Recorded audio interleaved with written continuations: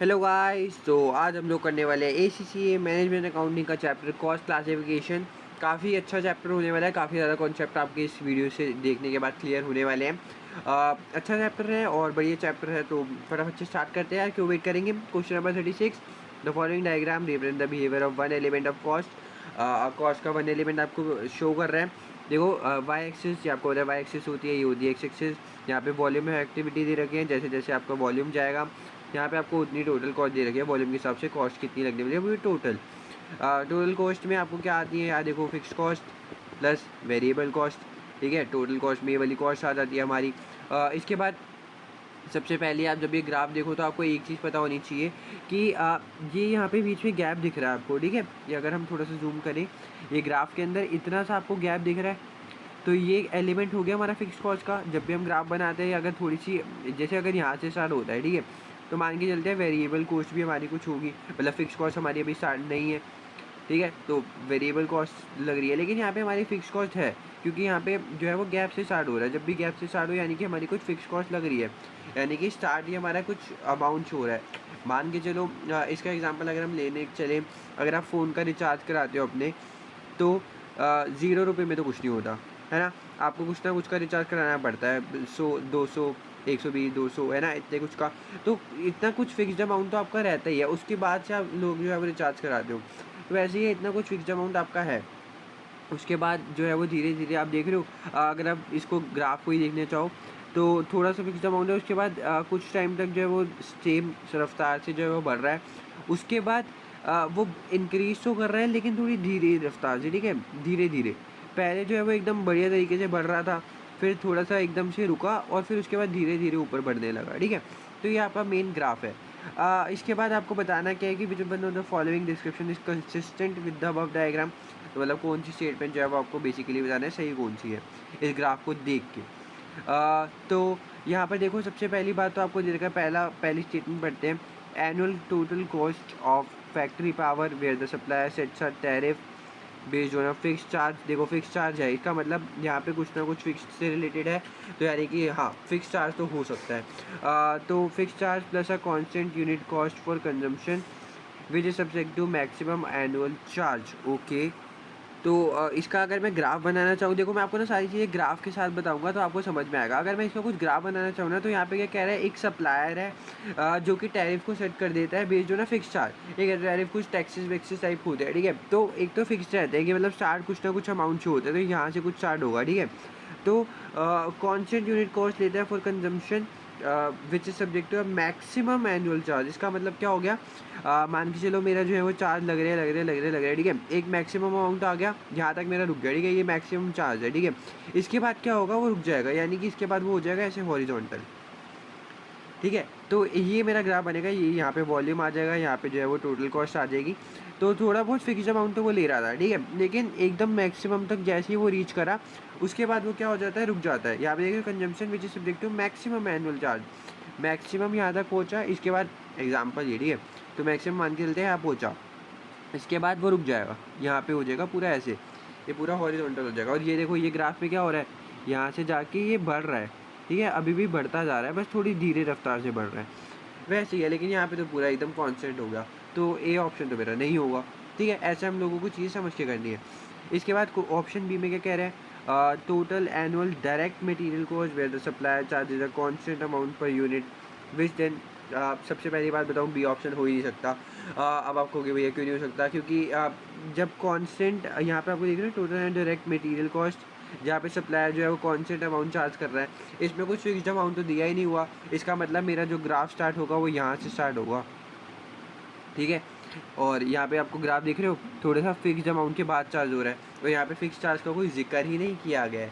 तो इसका मतलब जो है वो मेरा जीरो से स्टार्ट होगा यहाँ से, और अगर जीरो से स्टार्ट होगा तो आपको पता है फिक्स्ड अमाउंट तो कुछ यहाँ पे इसका मतलब है नहीं, फिक्स कॉस्ट नहीं है, तो वेरिएबल कॉस्ट हो गया। इसका मतलब तो यही हो गया कि ग्राफ को आगे मेरे को पढ़ने की ज़रूरत ही नहीं है।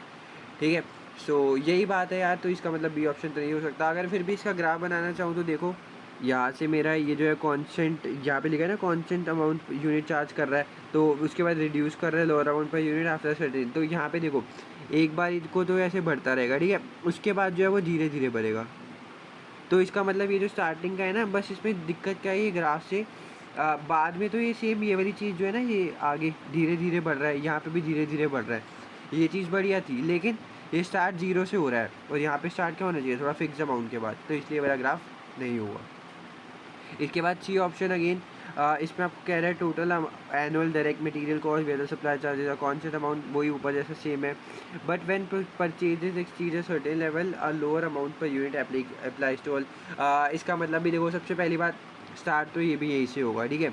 इसमें जो मेन फ़र्क आएगा ना, जैसे हमारा यहाँ से स्टार्ट हो गया फिर धीरे धीरे बढ़ रहा था, अब यहाँ पे कह रहा है अब लोअर अमाउंट चार्ज होगा सारे यूनिट्स पे अगर परचेज करोगे आप कुछ अमाउंट, ठीक है। लाइक अगर सॉरी ये देखो, जैसे कि मैं इसका डायग्राम बनाया, सो यहाँ से ये 0 है, ठीक है। तो इसका मतलब क्या होगा, यहाँ पे पहली बार क्वेश्चन पढ़ेंगे, total annual direct material cost है जो कि सप्लायर चार्ज कर रहा है कॉन्स्टेंट अमाउंट पे। इसका मतलब कोई कॉन्स्टेंट अमाउंट आपको लग रहा है, लेकिन अगर देखो मान के चलो आपने कुछ सामान खरीदना है किसी सप्लायर वगैरह से, तो वो कह रहा है जब तक आप 100 यूनिट खरीदोगे ना तब तो कुछ भी चीज़ नहीं है। लेकिन अगर आपने 100 यूनिट से एक भी यूनिट ऊपर खरीदा, जैसे मान लो 101 भी खरीदा, तो उसके बाद ना वो सारे यूनिट्स पे जो है वो डिस्काउंट दे देगा। मान के चलो एग्जांपल के लिए आप लोग 100 यूनिट्स खरीद रहे हो, 100 यूनिट्स खरीद रहे हो, एक यूनिट जो है वो कितने का है, 10 रुपये का है, ठीक है, 10 रुपये का है। तो 100 यूनिट्स कितने के पड़े, 1000 के, ठीक है। लेकिन जैसे ही आपने 101 खरीदा, तो वो क्या कह रहा है, सारे यूनिट्स पे मैं डिस्काउंट दे दूंगा, मान के चलो 1 रुपये का डिस्काउंट। तो अब मेरे को सारे यूनिट्स कितने के पड़ेंगे, 99 रुपीज़ के। पहले सॉरी 10 रुपये का एक था, तो अब मेरे को कितने पड़े, 9 रुपीज़ के। तो 9 रुपीज़ के पड़ गए। अब 101 यूनिट्स खरीद रहा हूँ, तो देखो कितने पड़े, 101 मल्टीप्लाई बाय 9, तो ये होते हैं 909। देख रहे हो, पहले मेरे को कितने लग रहे थे, 1000, लेकिन अब कितने लग रहे हैं, 909, क्योंकि मैंने 100 यूनिट से ज़्यादा खरीदे, यानी कि 101, वो भी 100 से ज़्यादा होता है। तो ऐसे है कि एक अगर फिक्स अमाउंट से ज़्यादा खरीदोगे तो आपको डिस्काउंट मिल जाएगा। तो इसका ग्राफ जो है वो कुछ ऐसा जाएगा, जैसे स्टार्ट हो रहा है, मान के चलो इतना पहले कोई 100 यूनिट्स खरीद रहा था, फिर 100 से जैसे इससे खरीदे फिर ऐसा हो गया, ठीक है। तो इसको हम कहते हैं step down cost, step down graph आप जिसको कह सकते हो। इसका मतलब क्या होता है कि पहले एक अमाउंट इतना चार्ज हो रहा है, फिर जैसे ही आप उससे आगे बढ़े, जैसे यहाँ तक मैं 100 खरीद रहा था, जैसे ही मैंने 101 खरीदा तो मेरा जो चार्जेस है वो कम हो गए। फिर वही अगर मैं 101 के बाद जैसे 200 तक पहुँचा, फिर 201 खरीदा तो वापस अगेन नीचे होगा। ये वाली कॉस्ट होती है वो स्टेप डाउन कॉस्ट होती है, ठीक है। लेकिन हमारा ग्राफ कुछ ऐसा सा बन रहा है, तो ये वाला भी इसके साथ बढ़िया नहीं है। आई होप आपको चीज़ें जो है वो क्लियर होंगी। इसका मतलब हमारा ऑप्शन जो है वो आंसर तो डी होने वाला है, ठीक है, क्योंकि ए भी नहीं है, बी भी नहीं है, सी भी नहीं है, तो आंसर डी होने वाला है। अब डी क्यों होने वाला है, आइए देखते हैं। एनुअल टोटल कॉस्ट है टेलीफोन सर्विसेज, ठीक है, टेलीफोन की सर्विसेज है, एनुअल टोटल कॉस्ट है, जहाँ पे सप्लायर जो है वो फिक्स चार्ज करता है। फिक्स चार्ज का मतलब हो गया थोड़ी देर बाद स्टार्ट होता है, ठीक है, यानी कि इस तरफ से कहीं स्टार्ट होता है, 0 से स्टार्ट नहीं होता, तो पहली कंडीशन तो मीट कर रही है। उसके बाद unit rate for call up to certain level, मान के चलो आपको कहता है कि अगर आप 20 मिनट तक बात करते हो ना, 20 मिनट तक अगर बात करते हो तो आपके मैं 10 रुपये लूँगा, ठीक है। लेकिन अगर उसके बाद ये रेट जो है वो रिड्यूस कर जाता है, इसके बाद के अगर आपने 20 मिनट के बाद जैसे मान के चलो 21 मिनट बात कर ली, तो पहले 20 मिनट में तो 10 रुपये ही चार्ज करेंगे, पहले 20 मिनट में 10 रुपये ही मिलेंगे। लेकिन जैसे अब 21 मिनट के बाद चार्ज करोगे ना, तो मान के चलो अब आपके जो है वो 8 रुपये चार्ज होंगे हर मिनट, ऐसा टाइप का हो गया। तो पहले 20 मिनट मेरे कितने लगे, 10 रुपये। उसके बाद मैंने जैसे जितने भी मैंने एक्स्ट्रा लिए, मान के चलो मैंने 1 मिनट एक्स्ट्रा लिए, 21 मिनट मैंने टोटल बात करी, तो मैंने कितने एक्स्ट्रा लिए, 1 मिनट, क्योंकि 20 मिनट में 10 रुपये थे। अब 1 मिनट एक्स्ट्रा लिए तो 1 मिनट के कितने हैं, 8 रुपये, तो टोटल मेरे लगे 18 रुपये। आगे भी देखो रेट जो है वो बढ़ते जा रहे हैं, लेकिन एक धीरे अमाउंट के, कम अमाउंट से। तो वैसे ही है, यहाँ से मेरा स्टार्ट होगा, पहले टेलीफोन के रेट बढ़ते गए बढ़ते गए बढ़ते गए, फिर मान के चलो मैक्सिमम पहुँच गए, उसके बाद भी बढ़ रहे हैं लेकिन धीरे अमाउंट से। यही वाला सेम ग्राफ यहाँ पे भी बना हुआ है, तो डी ऑप्शन जो है वो मेरा सही हो गया। आई होप आपको चीज़ें क्लियर है, थोड़ा सा टाइम लग रहा है, बट आई होप आपके कॉन्सेप्ट जो है वो काफ़ी अच्छे से क्लियर हो गए होंगे इस वीडियो के इस क्वेश्चन के बाद, ठीक है। बाकी वीडियो के बाद भी हो ही जाएंगे। क्वेश्चन नंबर 37, इसमें आपको जो है वो बताना है टोटल कॉस्ट, यानी कि इसका मतलब भी आपको हाई लो मेथड जो है वो दे रखा है। इसके जो है वो काफ़ी तरीके हो सकते हैं करने के लिए, अगर हम बात करें तो 2-3 तरीक़ों से ये वाला क्वेश्चन किया जा सकता है, ठीक है। बट हम कौन से कोई तरीके से करते हैं, कोई सबसे पहले जो है थोड़ा सा आसान तरीका लेके चलते हैं, ठीक है। बाकी आसान तरीका कैसे, देखो आपको हाई लो मेथड पता है, हम सबसे हाई एक्टिविटी देखते हैं और हाई कॉस्ट देखते हैं, दोनों को माइनस करते हैं, देखो अभी करते हैं, ठीक है। इस पर आपको पता है variable cost per unit is constant है, एक्टिविटी रेंज और there is a step up of 10%, यानी कि 10% जो है फिक्स्ड कॉस्ट जो है वो बढ़ी है जब भी एक्टिविटी लेवल 1100 से बढ़ती है। यानी कि 8000 12000 तो यहाँ कहीं 11000 होगा, है ना। 11000 के बाद जब भी बढ़ती है तो फिक्स कॉस्ट हमारी 10% से बढ़ जाती है। तो इससे पहले मान के चलो अगर 1000 की लगती है तो 1100 जैसे यूनिट्स बना लेते हैं ना, उसके बाद मेरी कितनी लग जाएगी, 1100 की, 10% से बढ़ जाती है ना, ठीक है। सो अब आपको जाना है कितनी कॉस्ट लगेगी आपकी 10,000 यूनिट्स पे। तो इसका मतलब आपको घुमाया गया है, चलो कोई बात नहीं, हम घूमते थोड़े हाई लो लेवल का। देखो एक काम कर सकते हैं हम, जैसे कि 1100 यहाँ पे है ना, 1100 यूनिट्स पे चेंज कर रही है फिक्स कॉस्ट हमारी, चेंज कब हो रही है 10% से। 1100 यूनिट्स से जब ज़्यादा बनाते हैं तो इससे पहले अलग होगी, इसके बाद में अलग होगी। ऐसे एग्री करते हो ना आप लोग। लाइक अगर मैं मान के चलूँ, ये मेरे को आपको पूरा क्वेश्चन दे रखा है, यहाँ पे कहीं बीच में 1100 है, ठीक है। तो इससे पहले फिक्स्ड कॉस्ट सेम रहेगी इसके पहले वाले यूनिट्स के लिए, और इसके बाद वाले यूनिट्स के लिए सेम रहेगी, ठीक है। तो यानी 12,000 और 15,000 पे मेरी फिक्स कॉस्ट जो है वो एक ही रहेगी, और 8,000 पे अलग रहेगी, ठीक है। तो एक काम करते हैं, हाई लो मेथड में मैं खाली इन दो चीज़ों पे लगाऊंगा, 12,000 पे और 15,000 पे। इस पर मैं हाई लो मेथड अभी नहीं लगाऊंगा। अगर मैं देखो सब टेबल को देख के चलता तो सबसे बड़ा अमाउंट 15,000 है, और सबसे ज़्यादा एक्टिविटी 15,000 है, सबसे कम 8,000 है, अगर मैं ये देख के चलूँ, ठीक है। बट अगर मैं ये खाली यहाँ पे देख के चलूँ कि 1100 से बढ़ रहा है तो मेरे पास खाली बचते ही दो हैं, 12,000 और 15,000, ठीक है। तो इस हिसाब से जो है वो मेरे को क्वेश्चन करना होगा।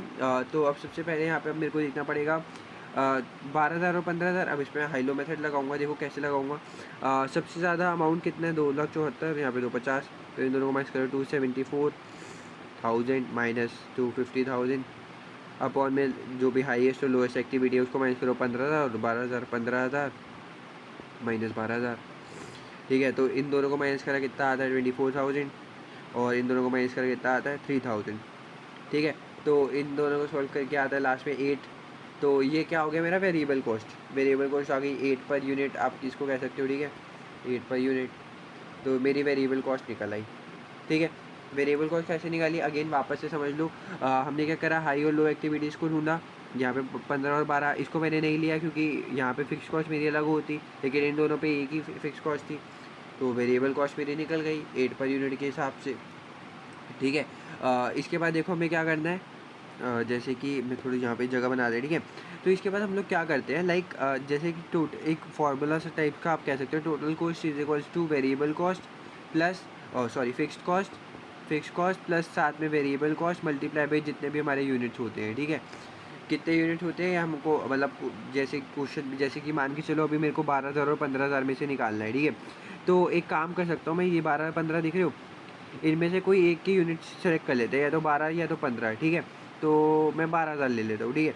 तो साथ में यूनिट्स मेरे को मिल गए 12,000, वेरिएबल कॉस्ट मैंने निकाल ली थी 8, फिक्स्ड कॉस्ट जो है वो मेरे को नहीं पता, लेकिन टोटल कॉस्ट कितनी है, देखो 12,000 पे कितनी कॉस्ट आ रही है, 2.5 लाख की। तो यहाँ पे लिख देता हूँ मैं 2.5 लाख, ठीक है। तो यहाँ से मेरे को फिक्स कॉस्ट की वैल्यू पता चल जाएगी, क्योंकि सब चीज़ें पता है, बस एक फिक्स कॉस्ट निकालनी है ना। तो पहले इन दोनों को मल्टीप्लाई कर लो, 12,000 मल्टीप्लाई बाय 8, ये होता है आपका 96,000 फिक्स कॉस्ट प्लस 96,000, यहाँ पे आता है 250 के लिख देते हैं, ठीक है, 2.5 लाख इसका मतलब। तो यहाँ पे प्लस है, इधर जाके माइनस हो जाएगा, तो 2.5 लाख में से अगर 96,000 गए, यानी कि कितना बचता है हमारा ये 154,000, यानी कि 1,54,000 की मेरी क्या आ गई फिक्स्ड कॉस्ट, ओके। तो ये पहला मेथड है हमारा। अब देखो फिक्स कॉस्ट ये वाली जो है ना, अभी मेरे को पहली बात तो मेरे को फिक्स कॉस्ट नहीं निकालनी थी, ठीक है। मेरे को निकालना क्या था, 10,000 यूनिट्स पे कितना एक्टिविटी लेवल होगा, है ना, what is the total cost कितनी होगी आपकी 10,000 एक्टिविटी लेवल पे। और अभी ये जो मैंने पहली बात तो एक्टिविटी लेवल 12 से 15 के बीच में निकाली है, और ऊपर से मेरे को ना फिक्स कॉस्ट निकालनी थी ना मेरे को वेरिएबल कॉस्ट निकालनी थी, तो फिर आपको भैया निकाली क्यों फिक्स कॉस्ट। तो अब मेरे को देखो ये पता था कि जो 12,000 और 15,000 है इस पर एक ही फिक्स कॉस्ट लगने वाली है, और 8,000 पे जो है वो अलग लगेगी, ठीक है। जैसे मैंने आपको बताया था ना कि 10% का जो है वो स्टेप अप है, ये देख रहे हो 10% का। अगर यहाँ पे मान के चलो 100 थी तो यहाँ पे कितनी होगी 110, क्योंकि 10% से बड़ी है ना। तो ऑब्वियस ही बात है, अगर यहाँ पे 100 थी तो यहाँ पे 110 होगी, 10% से बढ़ गई, ठीक है। तो मान के चलो यहाँ पे 154,000 है, तो यहाँ पे ये जो ये वाली कॉस्ट है ये 10% से बढ़ी हुई है, ओके, ये बात आपको याद रखनी है। तो अगर ये 10% से नहीं बढ़ी होती तो क्या होता, जैसे कि लाइक मान के चलो ये 100 है, इसको मैंने 10% से बढ़ाया, तो मैं क्या करता हूँ 100 में क्या कर देता हूँ, अगर मैं कैलकुलेटर पे देखूँ तो 100 में क्या करता हूँ मैं 100 प्लस 10%, ठीक है। आप अगर कैलकुलेटर में करोगे 100 प्लस 10% तो ये आता है 110। ओके, तो इसका मतलब ये कितना परसेंट हो गया, 110%, है ना। अगर 100 में 10 ऐड करो तो 110% हो गया, ठीक है। वैसे ही अगर मैं यहाँ पे देख रहे हो फिक्स कॉस्ट मेरी होती कितनी है, टोटल 100%, अगर मैं उसको 10% से बढ़ा के रखूँ तो कितनी हो गई, 110%। यानी कि ये जो 1,54,000 है, यानी कि 154,000, ये डिपिक्ट कर रहा है 110% को, ठीक है। आराम से समझना, हाई लो मेथड ना बहुत बच्चों वाला खेल है, तो इसको अच्छे से समझना है, ठीक है। तो ये जो 154,000 है ये मेरे को दिखा रहा है कि 110% है, ठीक है। टोटल परसेंटेज कितनी होती है, टोटल 100% होती है, ठीक है। अगर मैं 10% से बढ़ा रहा हूँ, देखो मैं नहीं 10% से बढ़ा रहा है, यहाँ पे क्वेश्चन कह रहा है कि 10% से बढ़ रही है, ठीक है। तो 10% से बढ़ रही है तो ये जो है वो 110% शो कर रहा होगा। तो अगर 1,54,000 मेरा 110% है, ठीक है, तो मेरा 100% कितना होगा, क्योंकि मेरे को तो 100% पे बात करनी है। मैंने 110% तो यार इतनी एक्टिविटीज़ पे निकाल लिया, लेकिन मेरे को कौन सा निकालना है, ये 1100 बीच में आ रहा था ना, 1100 इसके बाद जो है वो फिक्स कॉस्ट बढ़ रही थी, लेकिन मेरे को तो इससे पहले वाली की फिक्स कॉस्ट चाहिए भाई, ठीक है। तो इसकी पहले वाली की कैसे निकालूंगा, 10,000 पे निकालनी है ना मेरे को, तो 100% कितना होगा, अगर 1,54,110% है तो 100% निकालेंगे 154,000 मल्टीप्लाई बाय 100 अपॉन में 110, ये कर दो, ठीक है। कभी भी किसी को जैसे कोई ज़्यादा परसेंटेज दे रखी हो तो उसको करना तो आप ये कर दो, मल्टीप्लाई बाय 100 अपॉन में 110, तो इससे जो है वो मेरा आंसर आ जाएगा कि 100% कितनी होगी, 154,000 मल्टीप्लाई बाय 100 अपॉन में 110, ये होता है 1,40,000। तो इतनी जो है वो मेरी फ़िक्स कॉस्ट लगती थी, कब लगती थी, जब मेरी एक्टिविटी लेवल 1100 से 11,000 यूनिट से कम आते थे, ठीक है। ये जो मैंने फ़िक्स कॉस्ट निकाली थी ये वाली कब के लिए निकाली थी, जब 11,000 से ऊपर लगते थे, तो 10% का इंक्रीज आ जाता था। अब मेरे को 10% पहले का निकालना है, पहले का निकालने के लिए क्या किया, ये 110% है, 100% कितना हो गया 100 अपॉन 110, तो इतनी फ़िक्स कॉस्ट लगती है। अब देखो फ़िक्स कॉस्ट निकल गई, वेरिएबल कॉस्ट यहाँ पे लिखा हुआ है कि आपको कांस्टेंट ही है, वेरिएबल कॉस्ट कांस्टेंट, यानी कि यहाँ पे अगर 8 थी तो 10,000 पे भी 8 ही होगी, बस। अब आपको कुछ भी नहीं करना, ये जो फार्मूला मैंने आपको बताया था ये टोटल कॉस्ट वाला, यहाँ पे टोटल कॉस्ट ये fix cost plus variable cost per unit वाला, तो अब ये वाला आपको यहाँ पर निकाल देना है, ठीक है। तो अगर मैं इसको यहाँ पे लगाऊँ तो ये देखो टोटल कॉस्ट क्या होती है, एक सेकेंड, टोटल कॉस्ट होती है fix cost plus variable cost multiply by जो भी आपका यूनिट्स होते हैं, ठीक है। हमको कितने पे निकालने थे, 10,000 पे, एक काम करो ये लो 10,000 मेरे यूनिट्स आ गए, वेरिएबल कॉस्ट मेरी 8 है, फिक्स कॉस्ट मैंने कितनी निकाली थी 1,40,000, 1,40,000 प्लस, ठीक है। तो मेरे को ये टोटल कॉस्ट निकालनी थी, टोटल कॉस्ट आ जाएगी 140, ऐसे ही रहेगा। 8 मल्टीप्लाई बाई 10,000 कितना होता है 80,000, इन दोनों को प्लस किया ये कितना आता है 220,000, बस। मेरी टोटल कॉस्ट निकालनी थी, मैंने निकाल दी, कितनी आई 2,20,000, ठीक है। आई होप मतलब मेरे को ये लगता है कि भाई ये वाला क्वेश्चन थोड़ा सा बड़ा आपको लग सकता है पहले बारी जब आप करोगे, क्योंकि मैं समझा रहा था आप समझ रहे थे, ठीक है। बट इसके बाद यार ये बहुत ईजी क्वेश्चन है, बिलीव मी बहुत ईजी क्वेश्चन है। इस क्वेश्चन में मैं अगेन आपको एक बारी अगर समरी बताऊँ, इस क्वेश्चन में हमने क्या करा, पहले तो एक दो क्वेश्चन पढ़ो, ठीक है। मैंने क्या किया, मेरे को यहाँ पे दे रखा था कि फिक्स वेरिएबल कॉस्ट तो कांस्टेंट रहती है, तो एक बारी में मैंने वेरिएबल कॉस्ट निकाल ली। वेरिएबल कॉस्ट कैसे निकालते हैं, जो भी मेरा हाई अमाउंट आ रहा होता है, जैसे हाई अमाउंट में से लो अमाउंट सबसे माइनस करना होता है। तो अगर वैसे देखा जाए तो 274 हाई है और 2,04,000 कम है, लेकिन एक यहाँ पे था कि यहाँ पे जो फिक्स कॉस्ट थी ना वो 10% से बढ़ रही थी, कब, जब 11,000 यूनिट से ऊपर बढ़ा देते थे। तो यहाँ पे ये मान लो ये है हमारी, यहाँ पे बीच में कहीं 11,000 आ रही है, इसके बाद से जो भी मेरी फिक्स कॉस्ट आती थी वो 10% से बढ़ के आती थी, ठीक है। तो मतलब ये और ये इन दोनों में फिक्स कॉस्ट सेम रहती होगी और इससे पहले वालों में जो है वो सेम रहती होगी। तो यहाँ पे तो बढ़ गई, तो मैंने क्या किया, पहले यहाँ पे फिक्स कॉस्ट निकाल ली, क्योंकि फिक्स कॉस्ट यार देखो यहाँ पे जो निकालेगी वो 110% आएगी, ऑब्वियस सी बात है, क्योंकि वो 10% बढ़ के आ रही है। टोटल किसी भी चीज़ का परसेंटेज 100 होता है, अगर वो 10% से बढ़ के आ रहा है तो 110% है, ठीक है। तो यहाँ पे 10% से बढ़ के आई है, तो पहले मैंने यहाँ की निकाल ली, फिर इसकी वजह से मैंने यहाँ पे 100% करके यहाँ की फिक्स कॉस्ट निकाल ली। अब फिक्स कॉस्ट भी निकल गई, वेरिएबल कॉस्ट तो कांस्टेंट ही है, तो फिक्स कॉस्ट और वेरिएबल कॉस्ट अगर निकल गया और मेरे को 10,000 यूनिट्स पे निकालना था, फार्मूला लगा दिया, क्या होता है टोटल कॉस्ट में, ये वाला फॉर्मूला आ गया, टोटल कॉस्ट में fix cost plus variable cost multiply by unit जितनी आपके पास दे रखे होते हैं, आपको इसको सॉल्व करना है और आपका आंसर आ गया। और यहाँ पे देखो वेरिएबल कॉस्ट कैसे निकाली, अगर मेरे को फिर अब ये वाले दोनों लेने पड़े क्योंकि भाई दोनों सेम, ये यहीं पे फिक्स कॉस्ट सेम थी, अलग अलग फिक्स कॉस्ट होती तो उसको कैसे ले सकते थे, ठीक है, क्योंकि यहाँ पे अलग थी यहाँ पे अलग थी, बट इन दोनों में सेम थी तो मैंने इन दोनों में ही हाई लो मेथड लगाया। 274 में से 250 गया, 15 में से 12 गया, 24/3, यहाँ से हमारा आंसर वेरिएबल कॉस्ट 8 आ गया। फिर मैंने यहाँ की फिक्स कॉस्ट निकाली वही फार्मूला लगा के, टोटल कॉस्ट मेरे को यहाँ पे, क्योंकि देखो इसके बाद आपको यहाँ पे कुछ भी सिलेक्ट कर सकते हो, इन दोनों में से मैंने 12,000 और 2.5 लाख चूज़ करा था, आप 15 और 274 करते तब भी आपका सेम ही आंसर आता, ठीक है। तो मैंने यहाँ पे एग्जांपल ले लिया कि मैंने 12,000 यूनिट्स लेने थे और वेरिएबल कॉस्ट मैंने 8 निकाल ली, फिक्स कॉस्ट मेरे को निकालनी थी, लेकिन टोटल कॉस्ट मेरे को 2.5 लाख दे रखी थी, तो इससे मैंने फिक्स कॉस्ट निकाल ली। फिर 110% थी, मेरे को 100% निकालना था, तो वो 1,40,000 निकल गया, ठीक है। ये मैंने क्योंकि यहाँ पे 110% 154 था, 110% तो 100% कितना होगा 140। अब यहाँ से फिक्स कॉस्ट निकाल ली, तो फिर ये वाले फार्मूले में डाला और इससे मेरी क्या आ गई टोटल कॉस्ट, ठीक है। आसान था, कुछ मुश्किल नहीं था। अब मैं अगर अभी भी आपको समझ नहीं आया तो एक बार आप रिवाइंड करके वापस से देखो, क्योंकि बहुत ईजी है, बहुत अच्छे से समझ में आ जाएगा, बट स्टिल नहीं आता यार तो एक बार रिवाइंड करो, बहुत अच्छे तरीके से समझ में आ जाएगा। और इसी के साथ फिर दूसरा क्वेश्चन हमारा जो है वो ख़त्म होता है। आई नो काफ़ी टाइम लगा है, बट यार कॉन्सेप्ट तो कॉन्सेप्ट होते हैं, अगर समझ में आ गए तो फिर आगे मज़े ही मज़े हैं। ओके, इसके बाद question number 38, a firm has to pay $0.5 per unit royalty to the inventor of a device which it manufactures and sells. इसका मतलब क्या है कि मान के चलो कोई बंदा था, ठीक है, उसको ना $0.5 जो है वो हमेशा पे करने पड़ते थे रॉयल्टी के रूप में। रॉयल्टी का मतलब होता है कि लाइक आप जैसे कोई एग्जांपल है फ्रेंचाइज़ का एग्जांपल ले लेते हैं, ठीक है। फ्रेंचाइज़ का मतलब क्या हो गया, मान के चलो जैसे मैकडॉनल्ड्स हो गया, ठीक है, तो ये है मैकडॉनल्ड्स। इन्होंने ना किसी जैसे कि हमारे इंडिया में जैसे मान के चलो मुंबई में किसी बंदे को ना यार मैकडॉनल्ड्स ही खोलना है, तो मैकडॉनल्ड्स वाले तो यहाँ पे खोलेंगे ही नहीं, किसी बंदे को खोलना है उसको फ्रेंचाइज दे देंगे मैकडॉनल्ड्स की।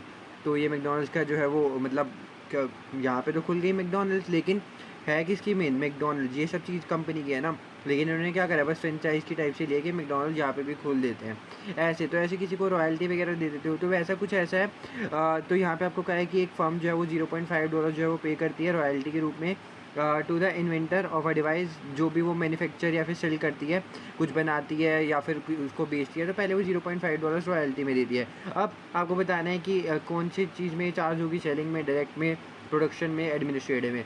सबसे बड़ी बात यह है कि देखो पहली बात तो यहाँ पे हम बना भी रहे हैं और सेल भी कर रहे हैं, तो सेलिंग एक्सपेंस तो खाली ये होता है कि खाली सेल कर रहे हो, ठीक है।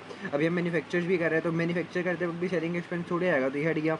प्रोडक्शन ओवरहेड का मतलब होता है खाली हम प्रोड्यूस कर रहे हैं, बना रहे हैं चीज़ को, बट हम तो सेल भी कर रहे हैं, तो प्रोडक्शन भी हट गया। एडमिनिस्ट्रेटिव का मतलब होता है कुछ सैलरी वगैरह दे रहे हो आप अपने लोगों को, या फिर कुछ भी ऑफिस रिलेटेड काम कर रहे हो, तो इसका बेस्ट ऑप्शन जो है वो डायरेक्ट एक्सपेंस फिट बैठता है, क्योंकि डायरेक्ट एक्सपेंस क्या होता है जिसकी वजह से जो है वो आप चीज़ डायरेक्टली रिलेट करते हैं। अब आप कुछ चीज़ बना रहे हो, मैन्युफैक्चर कर रहे हो, या फिर उसको आगे जाके बेच रहे हो, ये उसके डायरेक्टली रिलेट करता है, क्योंकि $0.5 आप कुछ बनाओगे तब आपको $0.5 देने हैं, अगर कोई चीज़ बेचोगे तो भी आपको ये जो है वो डायरेक्टली रिलेट करेगा, तो इसलिए ये जो है वो हमारा डायरेक्ट एक्सपेंसेस का बेस्ट आंसर बैठ रहा है। इसके बाद आगे चलते हैं क्वेश्चन नंबर 39। इसमें बताना क्या है, as the centres being operated as cost profit और ओके। तो ऐसे हम पहले वाले जो है एग्जाम के सोल्यूशन में ऑलरेडी कर चुके हैं, तो आई डोंट थिंक सो इसमें कोई डाउट होना चाहिए, काफ़ी अच्छे तरीके से करा था। बट एक बारी वापस अगर हम रिकैप लें तो देखो अलग अलग टाइप के सेंटर होते हैं, जैसे कि अगर कॉस्ट सेंटर की बात करें तो इसमें क्या होता है बेसिकली ज़्यादा जो कॉस्ट से चीज़ें रिलेटेड बात हो रही होती है और कुछ नहीं होता। रेवेन्यू के अंदर क्या होता है, रेवेन्यू सेंटर होता है जिसके अंदर रेवेन्यू से रिलेटेड बात करी जाती है और कॉस्ट से रिलेटेड बात करी जाती है, वो रेवेन्यू सेंटर के अंदर आ गया।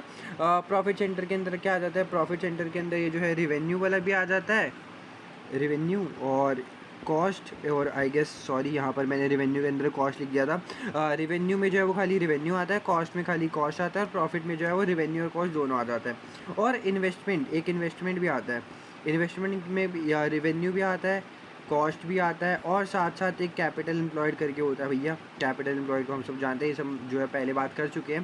कैपिटल एम्प्लॉयड इसको निकालने के लिए ये ऊपर की कैलकुलेशन यहाँ तक आ रखी है, देख रहे हो, तो कैपिटल एम्प्लॉयड कैसे निकालते हैं वो बात अलग की है। कैपिटल एम्प्लॉयड बेसिकली होता है कि अगर आप कुछ सामान खरीद रहे हो तो उसमें अपने कितना पैसा जो है वो अपने कंपनी का लगा रखा है, इसको बेसिकली कैलकुलेट करने के लिए या तो डेट यानी कि ये जो long term non current liability plus equity करके भी हम कैलकुलेट कर सकते हैं, या फिर टोटल एसेट में से करंट लाइबिलिटी माइनस करो। ठीक है, अभी हमें कैपिटल एम्प्लॉयड करने का इसमें कोई चैप्टर को ज़रूरी नहीं है, बस आपको ये बताना चाहिए कि ये सब चीज़ें कैपिटल एम्प्लॉयड बेसिकली अगर कोई asset non current asset purchase कर रहे हो तो वो सब चीज़ें कैपिटल एम्प्लॉयड के अंदर आ जाए। ठीक है, तो ये सारे हमारे बेसिक सेंटर्स होते हैं जिसमें ये सारी चीज़ें जो है वो काम हो जाती है। ठीक है, और आएगा ठीक है मैंने काफ़ी ज़्यादा बारी बोल लिया। ठीक है, तो 39 क्वेश्चन करते हैं आगे।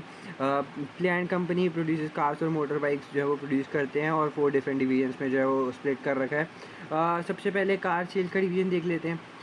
कार सेल्स डिवीज़न में इसके में जो डिपार्टमेंट के मैनेजर हैं वो उनको रिस्पॉन्सिबिलिटी दी गई है कि वो सेल करेंगे car as well as keeping control of the division cost. देख रहे हो, सेल भी करेंगे और कॉस्ट का भी ध्यान रखेंगे, यानी कि रेवेन्यू और कॉस्ट, ये तो प्रॉफिट सेंटर के अंदर आता है। पहले पे प्रॉफिट सेंटर टिक लगाओ। मोटर बाइक साइकिल्स का पढ़ते हैं। This department manager has been given responsibility for selling, ठीक है, as well as controlling cost. Okay, sale भी है कॉस्ट भी और साथ में इसके अलावा they have been told to plan what assets they should purchase for the coming year. मैंने आपको बताया था एसेट वैसेट से रिलेटेड, तो यानी कैपिटल एम्प्लॉयड भी है। इसका मतलब ये इन्वेस्टमेंट सेंटर हो गया, रेवेन्यू भी है, कॉस्ट भी है, साथ में कैपिटल एम्प्लॉयड भी है। बहुत नाइस, इन्वेस्टमेंट सेंटर। ये पहले के चैप्टर के, इसके कॉस्ट से ज़्यादा कुछ रिलेशन है नहीं। ठीक है, और बाकी तो आपको मैंने बता ही दिया कि ये सब चीज़ें क्या होती हैं। मैन्युफैक्चरिंग सॉरी मोटर बाइक से एक हो गए मैन्युफैक्चरिंग। ठीक है, मैन्युफैक्चरिंग में this division make the cars and bikes and passes them to the finishing division. Okay, so ये खाली कार्स और बाइक्स को बनाते हैं, यानी प्रोडक्शन से रिलेटेड मेन काम चल रहा है। और only responsible for controlling the division cost. अरे भैया यहाँ पे लिखा है खाली कॉस्ट से रिलेटेड, और कॉस्ट से रिलेटेड खाली कौन काम करता है? कॉस्ट सेंटर वाले। तो यहाँ पे कॉस्ट हो गया।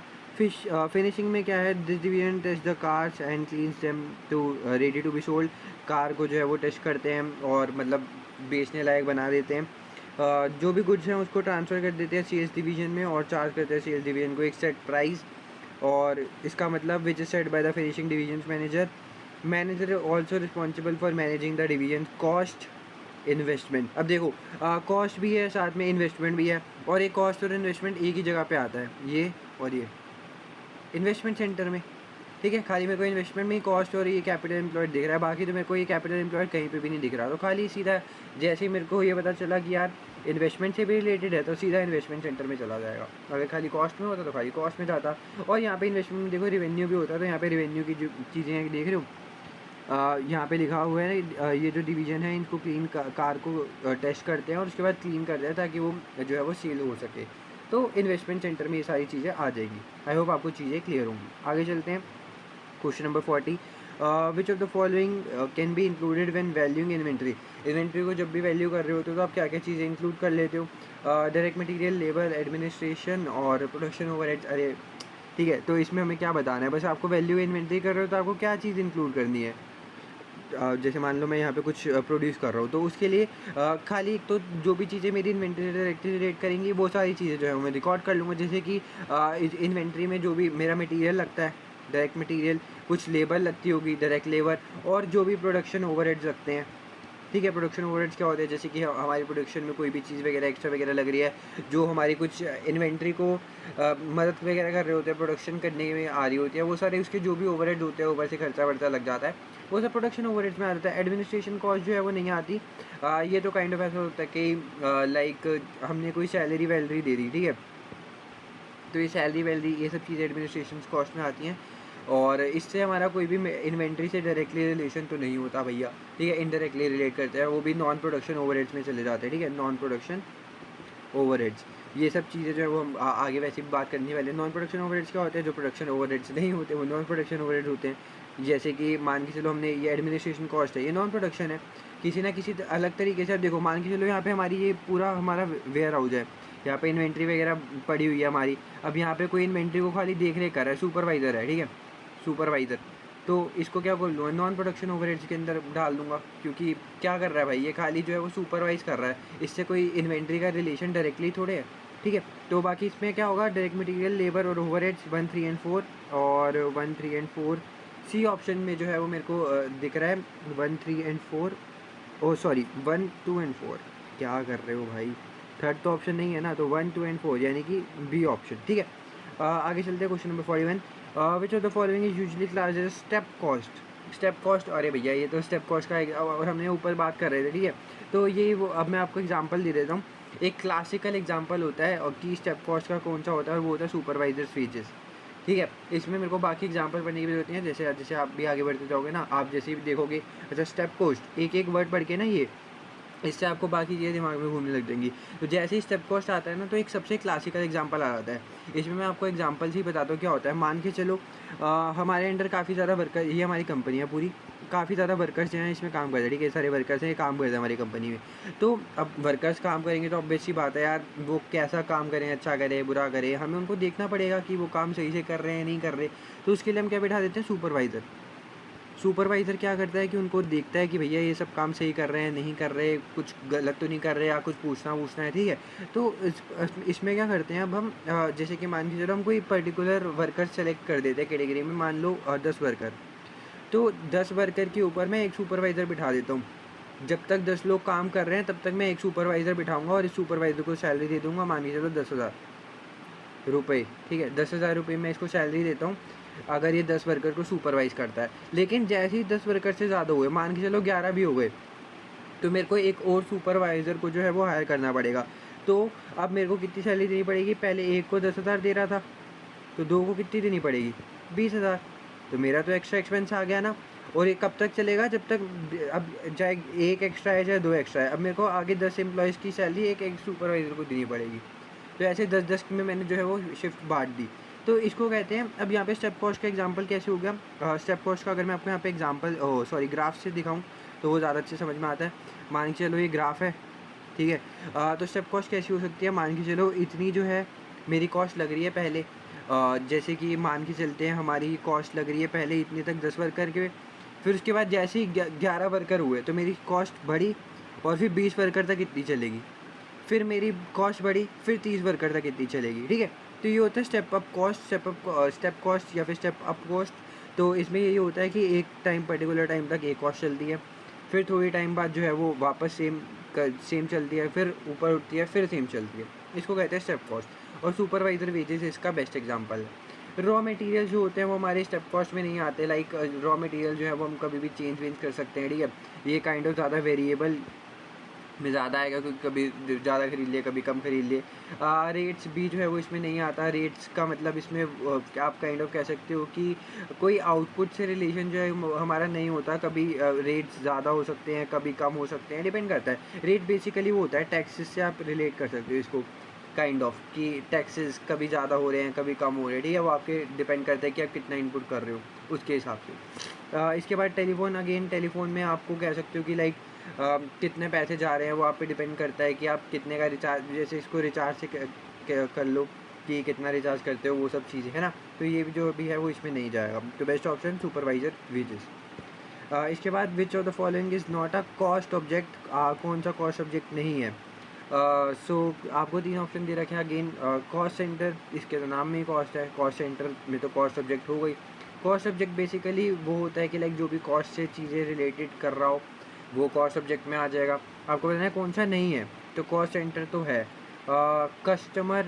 कस्टमर भी हमारा देखा जाए डायरेक्टली इनडायरेक्टली तो हमारे कॉस्ट ऑब्जेक्ट होता ही है, क्योंकि उसी वजह से ही कस्टमर से ही तो हम सारी मतलब पैसों की कॉस्ट वॉस्ट की चीज़ें करते हैं।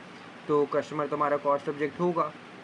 तो ये भी नहीं हो सकता, ये भी नहीं हो सकता। मैनेजर, यस, मैनेजर जो है वो कॉस्ट ऑब्जेक्ट नहीं होगा, क्योंकि जैसे मान के चलो इसको एग्जांपल की तरीके से समझे, मैनेजर को मैं सैलरी दूंगा। ठीक है, तो जो मैं मैनेजर को सैलरी दूंगा ना, वो तो मेरा कॉस्ट ऑब्जेक्ट है। कि कॉस्ट ऑब्जेक्ट बेसिकली क्या होता है कि मेरे को कितनी कॉस्टिंग वगैरह करनी है अपने कंपनी के अंदर, कि यार इसकी कॉस्टिंग करके रख लेता हूँ। तो मैं मैनेजर की सैलरी की कॉस्टिंग करूँगा कि हाँ इसको इतनी सैलरी वैलरी देनी है, तो इतनी हिसाब से कॉस्ट ऑब्जेक्ट मेरा उसकी सैलरी हो गई, ना कि ये मैनेजर। अब देखो एग्जांपल ही लेके चलो। ठीक है, कोई बंदा है उसका नाम है अंकित। ठीक है, अंकित नाम ले लेते हैं। तो एक बंदा है अंकित नाम का। ठीक है, तो ये मेरे कंपनी के अंदर मैनेजर है और मैं देख रहा हूँ यार कॉस्टिंग करनी है मेरे को। तो कॉस्टिंग करने के लिए मैं क्या करता हूँ यार, अच्छा कॉस्टिंग में अंकित की कॉस्टिंग कर लेता हूँ ना, क्या दिक्कत है। अब अंकित की कॉस्टिंग क्या करोगे भाई, आपको क्या पता अंकित क्या है। ठीक है, तो उसकी नहीं करोगे, लेकिन हाँ अगर जब बोलोगे अंकित की सैलरी की कॉस्टिंग करते हैं, फिर आपको पता चलेगा कि हाँ लाइक इसकी सैलरी की कॉस्टिंग हो रही है और उससे रिलेटेड जो भी चीज़ें हैं, मैनेजर से रिलेटेड जो भी एक्सपेंसेस हैं, उसकी जो भी कॉस्ट है वो कॉस्ट ऑब्जेक्ट के अंदर आ जाएगी, लेकिन जो मैनेजर है वो नहीं आएगा। तो ये और प्रोडक्ट, अगेन प्रोडक्ट तो कॉस्ट ऑब्जेक्ट होता है, क्योंकि प्रोडक्ट में क्या क्या कॉस्टिंग करनी है, कहाँ से लेकर आना है, उसको कैसे कैसे बनाना है, जो भी चीज़ें लगती हैं वो सब तो कॉस्ट ऑब्जेक्ट होता है, ठीक है। तो सी ऑप्शन हमारा होगा कि ये जो हमारा मैनेजर है वो हमारा कोई भी कॉस्ट ऑब्जेक्ट नहीं होगा, ठीक है। सो आई होप आपको जो है वो ये वाली चीज़ क्लियर होगी। इसके बाद क्वेश्चन 43, इसमें कह रहे हैं the following describe depreciation of fixtures. Fixture मतलब आप मान के चलो कोई डेप्रिसिएशन लग रही है, ठीक है, तो कौन सी जो है वो डिस्क्राइब कर रही है। Not a cash cost. आपको पता है डेप्रिसिएशन जो होता है वो नॉन कैश एक्सपेंस होता है, यानी कि एक एक्सपेंस तो लग जाता है लेकिन कुछ उसमें कैश इंक्लूड नहीं होता। जैसे मान लो हम कोई फर्नीचर वगैरह खरीद के आए, 10,000 का ख़रीदा, अगले साल वो 8,000 का हो गया, तो हम कहेंगे 2,000 की डेप्रिसिएशन लग गई। अब ये थोड़ा है कि हमने हमारी तरफ से 2,000 रुपये गए हैं, हम तो 10,000 का खरीद के लाए थे, बस बात खत्म। लेकिन हम डेप्रिसिएशन कैलकुलेट करते हैं ना कि हर साल वैल्यू कम हो रही है, तो इसमें कैश तो इन्वॉल्व नहीं है, तो इसलिए इसको नॉन कैश एक्सपेंस कहते हैं, ठीक है। तो यहाँ पे लिखा है not a cash cost, so is ignored in the cost. ये क्या बात हो गई यार, हम डेप्रिसिएशन हर जगह इंक्लूड करते हैं, अगर कैश नहीं इन्वॉल्व है तो ये थोड़ी है कि आप कॉस्ट अकाउंट में रिकॉर्ड नहीं करोगे। आपको करना पड़ेगा कि भैया हम कोई फर्नीचर लेके आते हैं, कुछ एसेट लेकर आते हैं, तो उसमें डेप्रिसिएशन लगेगी, तो उस पर कॉस्ट अकाउंटिंग का फ़र्क तो पड़ेगा। तो ए ऑप्शन जो है वो तो डिस्क्राइब नहीं कर रहा है भाई डेप्रिसिएशन को। Part of overheads, yes overheads का जो है वो पार्ट हो सकता है। डेप्रिसिएशन बेसिकली ना किसी भी चीज़ का हो सकता है, जैसे कि मान के चलो प्रोडक्शन ओवरहेड्स का हो सकता है, अगर वो प्रोडक्शन से रिलेटेड होगा तो प्रोडक्शन ओवरहेड में चला जाएगा, या फिर अगर वो प्रोडक्शन से रिलेटेड नहीं होगा तो वो हमारा सेलिंग में जा सकता है, या फिर हमारा एडमिनिस्ट्रेशन में जा सकता है, या फिर हमारा डिस्ट्रीब्यूशन में भी वो जा सकता है, ठीक है। डिपेंड करता है कि डेप्रिसिएशन किस बेसिस पे हम जो है वो लगा रहे हैं। तो ये पार्ट ऑफ ओवरहेड्स तो वो हमारा हो सकता है। पार्ट ऑफ प्राइम कॉस्ट नहीं। प्राइम कॉस्ट बेसिकली क्या होता है, direct material, direct labour plus overhead, ठीक है, जो होते हैं वो हमारे प्राइम कॉस्ट बनाते हैं। अब ऑब्वियसली बात है यार, हमारे जो है पहले बता दिया ओवरहेड्स का पार्ट होता है, तो यहाँ पे तो वो आएगा ही नहीं क्योंकि यहाँ पे प्रोडक्शन आती है, ठीक है। तो ये वाला जो है वो पार्ट ऑफ प्राइम कॉस्ट तो वो नहीं होगा। और इसके बाद डी ऑप्शन है एज अ कैश आउटफ्लो। नहीं भाई, नाम ही नॉन कैश है, तो कैश आउटफ्लो कैसे होगा, तो डी ऑप्शन भी गलत। यानी कि हमारा बी पार्ट जो है वो सबसे बढ़िया ऑप्शन यही रह रहा है, क्योंकि ए तो हो नहीं सकता, सी हो नहीं सकता, डी हो नहीं सकता, तो बी ही बचा, तो बी ही होगा, ठीक है। Question number 44, which of the following cost would not be classified as a production overhead cost in food processing company. कौन सी ऐसी कॉस्ट है जो कि प्रोडक्शन ओवरहेड की तरह क्लासीफाई नहीं की जाएगी, और उनके काम क्या है, वो फूड को ही प्रोसेस करते हैं, ठीक है। तो एक फूड प्रोसेसिंग की कंपनी है और उसमें आपको क्या बताना है, ऐसी कौन सी कॉस्ट है जो कि प्रोडक्शन ओवरहेड नहीं होगी। तो प्रोडक्शन ओवरहेड कौन सी होगी, पहले देखो, जो भी हमारा फूड से रिलेटेड जो भी चीज़ें हम करेंगे वो हमारी प्रोडक्शन ओवरहेड में जाएगी, और बाकी फूड से रिलेटेड कुछ भी अलग चीज़ें होंगी वो हमारी नॉन प्रोडक्शन में चली जाएंगी।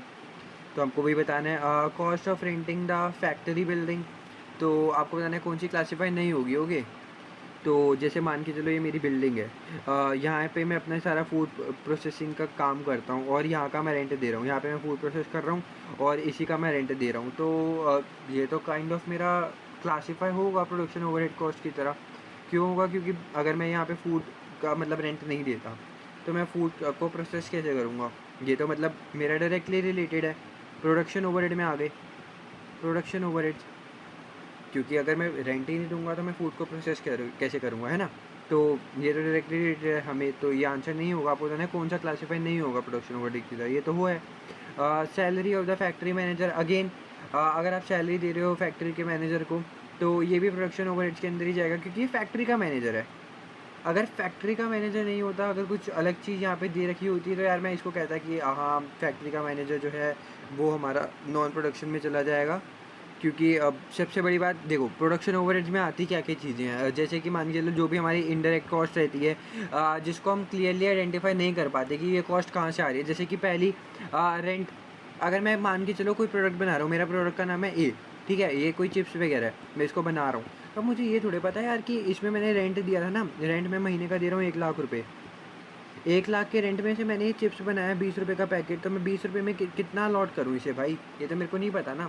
तो ऐसी ऐसी चीज़ें प्रोडक्शन ओवरहेड्स में आएंगी जो कि इनडायरेक्टली रिलेट करती हैं, डायरेक्टली नहीं करती। तो सैलरी फैक्ट्री मैनेजर में, अब हमें पता है यार फैक्ट्री का मैनेजर है तो फैक्ट्री को मैनेज तो करता ही होगा। अब ये थोड़े पता है कि यार अब उसकी वजह से कितने प्रोडक्ट मैं बना पा रहा हूँ, तो ये भी जो है वो मेरा इनडायरेक्ट में चला गया, ठीक है। अब आपको बताना है कि कौन सा क्लासीफाई नहीं होगा, यानी कि डायरेक्ट में आपको बता रहे कि डायरेक्टली प्रोडक्शन ओवरहेड से रिलेट करे, कि प्रोडक्शन से रिलेट करे, तो सैलरी नहीं होगा, कॉस्ट नहीं होगा। डेप्रिसिएशन, अगेन डेप्रिसिएशन अगर आपकी किसी भी चीज़ पे लग रही है तो ये हमारा इनडायरेक्टली जो है वो प्रोडक्शन से कुछ रिलेट करेगा इनडायरेक्टली, बट हमें तो डायरेक्टली रिलेट करना वाला ढूंढना है। तो कॉस्ट ऑफ इंग्रेडिएंट, यस, ये एकदम हमारा जो है वो प्रोडक्शन के अंदर ही काम आ जाएगा भैया, क्योंकि हमें पता है प्रोड्यूस करना है। और ये जो कॉस्ट ऑफ इंग्रेडिएंट है एक डायरेक्ट कॉस्ट है, क्योंकि जो भी इंग्रेडिएंट्स हैं, जैसे कोई भी इंग्रेडिएंट्स, जैसे कि मान के चलो मेरे को एक चिप्स बनाना है, कोई भी चिप्स है उसमें मैं आलू वालू लेता हूँ, उसमें कोई भी स्पाइसेस डालता हूँ, मिर्ची मसाले, ये सब चीज़ें, तो ये सब जो भी डालता हूँ वो तो डायरेक्टली रिलेटेड है, क्योंकि मेरे को पता है मैं आलू इतने रुपए के लाया हूँ, मैं मसाला वसाला जो है वो इतने का लाया हूँ, ठीक है। बाकी इस पर जितने भी रिलेटेड है वो तो मेरी डायरेक्ट कॉस्ट हो गई, है ना। तो ये प्रोडक्शन ओवरहेड नहीं होगा, बाकी सारे जो है वो प्रोडक्शन ओवरहेड्स हैं, और ये वाले जो कॉस्ट ऑफ इंग्रेडिएंट है ये हमारा प्रोडक्शन ओवरहेड नहीं है। तो डी ऑप्शन जो है वो सही हो जाए। इसके बाद क्वेश्चन 45, इसमें कह रहे हैं which two the following are included in the prime cost. Prime cost का मतलब होता है जो भी डायरेक्टली रिलेटेड कॉस्ट आती हैं हमारी, जो भी प्रोडक्शन से रिलेटेड जो भी हैं, वो डायरेक्ट कॉस्ट जो भी होती है, डायरेक्ट मटेरियल, ये सब चीज़ें, तो वो हमारी जो है वो प्राइम कॉस्ट का हिस्सा होती हैं। तो डायरेक्ट मटेरियल, डायरेक्ट लेबर, ये सब चीज़ें। और एडमिनिस्ट्रेशन कॉस्ट नहीं, ये तो नहीं होती है। Production overheads again indirect cost है, आपको बताना है डायरेक्ट कॉस्ट कौन सी है। तो डायरेक्ट मटेरियल और डायरेक्ट लेबर, यानी कि ए और बी ऑप्शन मेरे सही होगा, ठीक है। आगे चलते हैं question 46, there is to be an increase next year in the range from 12,000 से 14,000 for a warehouse use to store finish goods ready for sale. मान के चलो एक वेयर हाउस है, ठीक है। इसका मैं पहले रेंट देता था 12,000। अगले साल मेरे को रेंट देना है कितना, 14,000। आपको बताना क्या है, what will be the impact of this increase on the value of inventory manufacture and held in the warehouse, by no change,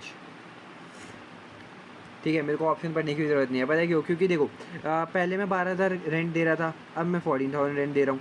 तो यहाँ इन्वेंट्री से मेरे को क्या फ़र्क पड़ रहा है, रेंट बढ़ रहा है ना, यहाँ पे मेरे को कुछ ये नहीं बताया कि यार जो भी इन्वेंट्री है वो बढ़ रही है, ठीक है। खाली मेरे को जो है वो रेंट बढ़ाया वो दिखा रहा है। अब इसको एग्जांपल के लेके चलो, जैसे कुछ लोग जो हैं वो रेंट वगैरह पे रहते हैं, मान के चलो पहले आपका रेंट था वो 6,000 का था, एक नॉर्मल सा आपको फ्लैट दे रखा था, छोटा मोटा 1-2 कमरों वाला, ठीक है। तो उस पर आप 6,000 रुपये किराया दे रहे थे, उसके अंदर आपने अपना कुछ सामान वामान रख लिया था, कोई स्टडी टेबल उठा लाता है, कोई लैपटॉप ले आता है, कोई थोड़ा बहुत फर्नीचर्स का सामान ले आता है, तो उसने वो ले लिया। अब किराएदार आके कहता है भैया अगले महीने से या अगले साल से आपका जो रेंट है वो 8,000 हो जाएगा। तो ये थोड़े जो उसके अंदर आपने अपनी चीज़ें ला के रखी हुई हैं वो भी बदल जाएंगी, वो तो वैसे ही रहेंगी जितनी आप लेकर आए थे, ठीक है। तो अंदर की इन्वेंट्री सेम ही रहती है, अब रेंट बढ़ रहा है वो बात अलग है। तो वही सेम चीज़ यहाँ पर है, जो इन्वेंट्री है वो तो सेम ही रहेगी, यानी कि नो चेंज। बाकी जो भी चेंज हमारा आएगा वो किसके अंदर आएगा, रेंट के अंदर, जो कि हमारी इन्वेंट्री से कोई रिलेट अभी नहीं कर रहा है, ठीक है। आगे चलते हैं question number 47, Gilbert company is a furniture manufacturer है, ठीक है। तो आपको कैसी कॉस्ट क्लासीफाई करोगे ये सारी की आपको ये बताना है। फर्नीचर का मैन्युफैक्चरर है तो आपको ये पता है इसका बिज़नेस का काम क्या है, तो जो भी इसे डायरेक्टली रिलेट करेगा, इनडायरेक्टली रिलेट करेगा, उसी हिसाब से हम फिक्स्ड वेरिएबल और सेमी वेरिएबल में भी देख सकते हैं। फिक्स जो होता है, जो यार एक ही कॉस्ट चलती रहती है, अभी भी 12,000 है तो 12,000 ऐसे ही देते रहेंगे। तो सैलरी, यस, आपको पता है जैसे हम सैलरी कभी भी देंगे तो महीने में जैसे हम बात कर लेते हैं 20,000 सैलरी दे रही है, तो हर महीने 20,000 जनवरी, फरवरी, मार्च, अप्रैल, तो हर महीने 20,000 जाएगी। तो ये तो फिक्स्ड लग रही है, ठीक है, फिक्स लग के आ रही है, फिक्स ही होती है क्योंकि सैलरी एक ही मिलती है।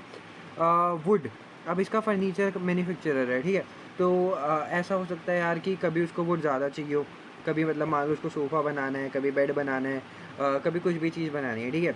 और कभी ऐसा हो सकता है कि यार कभी उसको काम ही ना मिले, तो ये मैं इसको वेरिएबल में डालूंगा, क्योंकि भाई इसका फिक्स तो हो नहीं सकता, ठीक है। फिक्स्ड नहीं होगा क्योंकि हर महीने ये थोड़े है कि यार वो 10 किलो जो है वो वुड हर महीने लाता रहे, कभी 10 किलो से ज़्यादा भी चाहिए हो सकती है, कभी 10 किलो से कम भी चाहिए हो सकती है, डिपेंड करता है क्या जो है वो काम उसका कैसा चल रहा है। तो फिक्स्ड नहीं होगा तो यार देखो, फिक्स्ड नहीं होगा तो सेमी वेरिएबल में भी नहीं जा सकता है ना, क्योंकि सेमी वेरिएबल होता ही क्या है, फिक्स्ड और वेरिएबल कॉस्ट का मिक्सचर। अगर फिक्स्ड ही नहीं है तो फिर क्या ही फ़ायदा, है ना। तो ये वेरिएबल में चला गया। Rent of a factory again fixed, मैंने आपको बताया रेंट क्या होता है यार, एक महीने आपको बोल देते हैं कि यार रेंट जो है वो इस कमरे का होगा 8,000 फॉर एग्जांपल, कि आपको 8,000 महीना रेंट देना है, तो हर महीने 8,000 ही दोगे ना। हाँ, अब वो डिपेंड करता है कि लाइक जैसे हमने ऊपर एग्जांपल लिखा था कि अगले साल से चेंज कर रहे हैं या फिर कुछ कर रहे हैं, वो अलग सिचुएशन होती है। बट अगर बेसिक आपको बोला जाए रेंट है फैक्ट्री का, तो वो पर महीने जो है वो अज्यूम किया जाता है कि हाँ सेम ही रेंट जो है वो हर महीने पे होता है। ओके, तो ये फिक्स्ड में चला गया।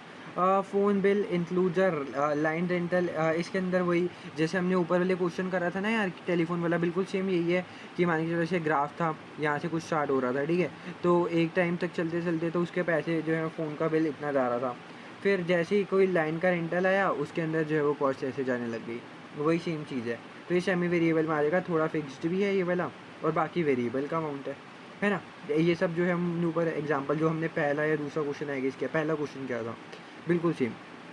Factory workers wage, again wage आ गई है। अब यहाँ पे आप इसको सैलरी से कंपेयर मत करना, ठीक है, सैलरी अलग होता है और वेजेस अलग होता है। वेजेस को हम क्या कहते हैं, दिहाड़ी, ऐसे बोलते हैं ना, दिहाड़ी, मजदूरी, ये सब चीज़ें, तो ये हम उसको किसको देते हैं यार, दिहाड़ी कभी भी चेंज हो सकती है। मान के चलो मेरा कोई भी काम था, ठीक है, तो आज ना काफ़ी ज़्यादा मेरे सामान मेरी फैक्ट्री के अंदर है, मेरी पूरी फैक्ट्री है, तो मैंने ना यार एक काम करा, 10,000 किलोग्राम कुछ मैंने सामान मंगाया, और मेरी यार फैक्ट्री में ना काफ़ी वर्कर्स छुट्टी पे थे। मैंने क्या करा यार, मेरी जान पहचान थी किसी दिहाड़ी मजदूर वगैरह से, मैंने कहा भैया एक काम करो, आज एक दिन के लिए आ जाओ और ये जो मेरे सामान वामान आया है इसको फैक्ट्री के अंदर रख जाओ, कुछ पैसा वैसा होगा तो मैं आपको दे दूँगा, ठीक है। तो बस उन्होंने वो अंदर रखा और उनको मैंने जो है वो पैसे दे दिए। ये होता है वेजेस। और सैलरी क्या होता है, सैलरी हम अपने एम्प्लॉयज़ को देते हैं जो लाइक रेगुलरली हमारे फैक्ट्री के अंदर काम करते हैं, ठीक है, तो रेगुलर बेसिस पे आते हैं, उनको मैं सैलरी देता हूँ। और वेजेस क्या होते हैं, कोई भी मजदूर, दिहाड़ी मजदूर दे दी, मजदूरों को दिहाड़ी वगैरह दे दी, वो होता है वेजेस के अंदर। तो वेजेस को मैं वेरिएबल में डालता हूँ क्योंकि कभी भी चेंज हो सकती है, कभी ज़्यादा देनी पड़ सकती है, कभी कम, डिपेंड करता है क्या काम मैं उनसे करवा रहा हूँ, तो उसके हिसाब से मैं उनको दे देता हूँ उनका जो भी पैसे वैसे होते हैं, ठीक है। आई होप आपको चीज़ें क्लियर होंगी। आगे चलते हैं, क्वेश्चन 48। क्वेश्चन 48 में क्या कह रहा है, diagram represent the behaviour of a cost item as the level of output changes. देखो यहाँ पे आपको आउटपुट दिया हुआ है, एक्स एक्सिस पे, वाई एक्सिस पे टोटल कॉस्ट है, 0 से स्टार्ट हो रहा है, ठीक है, तो इसका मतलब कोई फिक्स्ड कॉस्ट इसमें नहीं है, और पहले स्टार्टिंग में बढ़ा, फिर उसके बाद सेम रहा, फिर उसके बाद थोड़ा सा कम वापस से बढ़ रहा है, लेकिन वही सेम, मतलब देखा जाए तो 0 से चालू हो रहा है, बढ़ रहा है, फिर सेम रह रहा है, फिर सेम रह रहा है। ओके, सो ऐसा कुछ हमने जो है वो ग्राफ दिमाग में बिठा लिया, अब इसी हिसाब से कोई जो ऑप्शन सेलेक्ट करना पड़ेगा। Which one of the following situation is described, discounts are received on additional purchases of material when certain quantities are purchased. So अगर मैं ग्राफ बनाऊँ, तो मैं कुछ भी परचेज़ करता हूँ, मान लो यहाँ से मैंने परचेज़ स्टार्ट किया, तो मान के चलो इस पॉइंट तक मेरे को इतना ही प्राइस पड़ रहा था, उसके बाद मैंने यहाँ पे लिखा discount receive on additional purchases, तो इससे एडिशनल जो भी परचेज़ करे तो उसके बाद डिस्काउंट मिला तो कॉस्ट मेरी कम हो जाएगी, फिर यहाँ तक मेरे को मिला, फिर कॉस्ट कम हो जाएगी। यस, तो ये ऑप्शन ही सही हो गया, ठीक है। देखो कैसे, मैंने ग्राफ बनाया, ठीक है, ग्राफ बनाया, जहाँ से मेरी कॉस्ट स्टार्ट हो रही है, यहाँ पे क्या कह रहा है, जैसे कि मान के चलो मैंने 1000 यूनिट्स खरीदे, 1000 यूनिट्स, एक यूनिट 10 रुपये का था, तो 1000 कितने के हो गए, 10,000 के। अब मैंने 10,000 के ऊपर मान के चलो एडिशनल कितने खरीदे, 500 और ख़रीद लिए, तो 500 मेरे को 10 के हिसाब से नहीं पड़े, ये मेरे को पड़ गए 9.5 के हिसाब से, ठीक है, तो 9.5 के हिसाब से 500 पड़ गए, तो इसका मतलब 500 इंटू 9.5, तो मेरे को इसके लिए देने पड़ गए 4750, ठीक है। पैसे मैं अभी भी इसके लिए दे रहा हूँ, लेकिन मेरे को एक्चुअली में देने पड़ते 500 के, अगर 10 के हिसाब से देखूँ तो 5000, लेकिन मैं दे कितने रहा हूँ 4750, इतने का मेरे को क्योंकि डिस्काउंट मिल रहा है। तो जैसे कोई भी पर्टिकुलर यूनिट्स तक ले रहा हूँ उतने परचेज़ ठीक है, लेकिन उसके बाद जब खरीद रहा हूँ तो मेरे को डिस्काउंट मिल रहा है एडिशनल यूनिट्स पे, ठीक है। तो एडिशनल यूनिट्स पे मिल रहा है, तो यही जो ग्राफ सही है, पहले इतनी कॉस्ट लग रही है, फिर उसके बाद क्योंकि मेरी कॉस्ट कम हो जाएगी तो ये थोड़ा नीचे हो जाएगा, फिर वापस से कॉस्ट कम हो जाएगी, फिर और नीचे हो जाएगा, है ना। तो ए ऑप्शन सही है। बाकी बी ऑप्शन में देखो क्या कह रहा है, ए ऑप्शन सही हो गया वैसे हमारा, बट आगे पढ़ता तो है ही ना भाई। बी ऑप्शन में कह रहा है employees are paid a guaranteed weekly wage together with bonuses for higher levels. तो अगर मैं इसका ग्राफ बनाना चाहूँ, देखो यहाँ ग्राफ बना, अब इसका मतलब है एम्प्लॉयज़ को ना एक मैं वीकली वेज दे रहा हूँ, हर हफ्ते मान के चलो इतने मैंने वेज दे दी, उसके बाद मैं उनको थोड़े बोनसेस भी दे देता हूँ, ठीक है। तो बोनसेस देने का मतलब क्या हो गया, जैसे जैसे वो आगे बढ़ते जा रहे हैं वैसे वैसे क्या हो रहा है, उनका हायर लेवल्स पे उनको मैं और बोनसेस देता जा रहा हूँ, तो इसके बाद वो और इंक्रीज़ करेंगे, फिर वो और इंक्रीज़ करेंगे, क्यों करेंगे, क्योंकि जैसे जैसे वो जितना ज़्यादा प्रोड्यूस करेंगे उस हिसाब से मैं उनको बोनसेस दूंगा, उस हिसाब से जो है वो उनकी वेजेस जो है वो बढ़ती जाएंगी। तो ये ग्राफ तो यार ऐसा है ही नहीं, तो सेकंड ऑप्शन तो हट गया। सी ऑप्शन में a licence is purchase from the government that allows unlimited production. यार इसमें देखो क्या बन जाएगा, इसमें ग्राफ क्या बनेगा, ये वाला। इसमें क्यों ये ऐसा ग्राफ बन रहा है, क्योंकि देखो एक नॉर्मल फिक्स्ड कॉस्ट है। मान के चलो मेरे को एक लाइसेंस मिल गया, इस पर मैंने दे दिया 500 रुपये, 500 रुपये का लाइसेंस दिया, ये मेरी 500 रुपये बस, इसके अलावा मेरे को और पैसे ही नहीं देने, क्योंकि मैं इसको कितना भी यूज़ करूँ इसमें कोई फ़र्क नहीं पड़ता। तो ये मेरी फिक्स्ड कॉस्ट हो जाएगी, ठीक है। ओके, सो अब डी ऑप्शन की बात करते हैं। सॉरी वो बीच पे कॉल आ गया था, ठीक है। तो डी ऑप्शन में आई होप सी ऑप्शन तक आप लोगों को क्लियर होंगी चीज़ें। जो लाइसेंस था एक ही बार ही लेना है, तो इतनी कॉस्ट आएगी, उसके बाद जो कॉस्ट नहीं आती, ठीक है। तो ये भी डायग्राम के हिसाब से नहीं बन रहा। डी ऑप्शन में additional spaces rented to cope with the need to increase production. तो इसका एग्जांपल आपको मैं जैसे ग्राफ बनाता हूँ, क्योंकि ग्राफ से अच्छे समझ में आएगा। मान के चलो आपने कोई स्पेस ले रखी थी इतनी जगह, ये पूरी बिल्डिंग है, आपने इतनी स्पेस जो है वो ले रखी थी यहाँ तक, ठीक है। अब आपको थोड़ी और प्रोडक्शन करनी है भैया, बिजनेस आपका बढ़ रहा है, आपको और जगह की ज़रूरत है, आपने ये वाली स्पेस भी खरीद ली, ठीक है। तो इसका ग्राफ कैसे होगा, जैसे कि मान के चलो आपका पहले किराया कुछ इतना लग रहा था 12,000, ठीक है, 12,000 लिख देते हैं। और इसके बाद थोड़ा सा बढ़ गया और आपने एडिशनल स्पेस ले ली और इसका खर्चा ऐसे बढ़ गया। ये कुछ आप काइंड ऑफ स्टेप कॉस्ट, ठीक है, वैसे टाइप की कॉस्ट है कि पहले इतना खर्चा लगेगा, फिर एडिशनल आप जगह लोगे तो फिर उस पर खर्चा दोगे, फिर एडिशनल लोगे उस पर खर्चा दोगे, और ये इतनी फिक्स्ड रहेगी अमाउंट, क्योंकि देखो जितनी जगह आपने ली है उस पर आपको किराया तो उतना पूरा देना पड़ेगा। जैसे 12,000 हमने एग्जाम्पल लिया, तो अगले में 12,000 इतनी जगह का, फिर उतनी जगह से और ज़्यादा जगह चाहिए तो उतनी आपको पूरी जगह मिल जाएगी 12,000, ठीक है। तो ये काइंड ऑफ स्टेप कॉस्ट का हो गया एग्जाम्पल। आगे चलते हैं, क्वेश्चन 49। बाइट्स आपको बताना क्या है, बट जब भी कोई ऐसा बड़ा सा कुछ क्वेश्चन दिखे ना, बड़े what would be the codes. Okay, so ये अगेन आसान से क्वेश्चंस के लिए स्वागत करने के लिए तैयार हो जाओ guys. Salary of trainee IT consultant. अब मेरे को ना यहाँ पे कोडिंग करनी है, ठीक है, काफ़ी महंगी कोडिंग करेंगे। तो कोड बनाना है अपने, salary of trainee IT consultant. तो इसका हमें कोड बनाना है। ये देखो कोड आपको दे रखे, जैसे मटेरियल्स का और कोड है ए, नेचर ऑफ कॉस्ट। तो आपको ये पता होना चाहिए भैया कि क्या चीज़ डायरेक्ट है क्या इनडायरेक्ट है, और मटेरियल लेबर ओवरहेड्स क्या होते हैं, ठीक है, बेसिक चीज़ें, और फिर हम उसका कोड जो है वो आगे बना देंगे। और आपको कोड बनाना है तो जैसे कि हमें पूछा है सैलरी ट्रेनी, सैलरी की बात कर रहे हैं और ट्रेनी आईटी कंसल्टेंट है, ठीक है।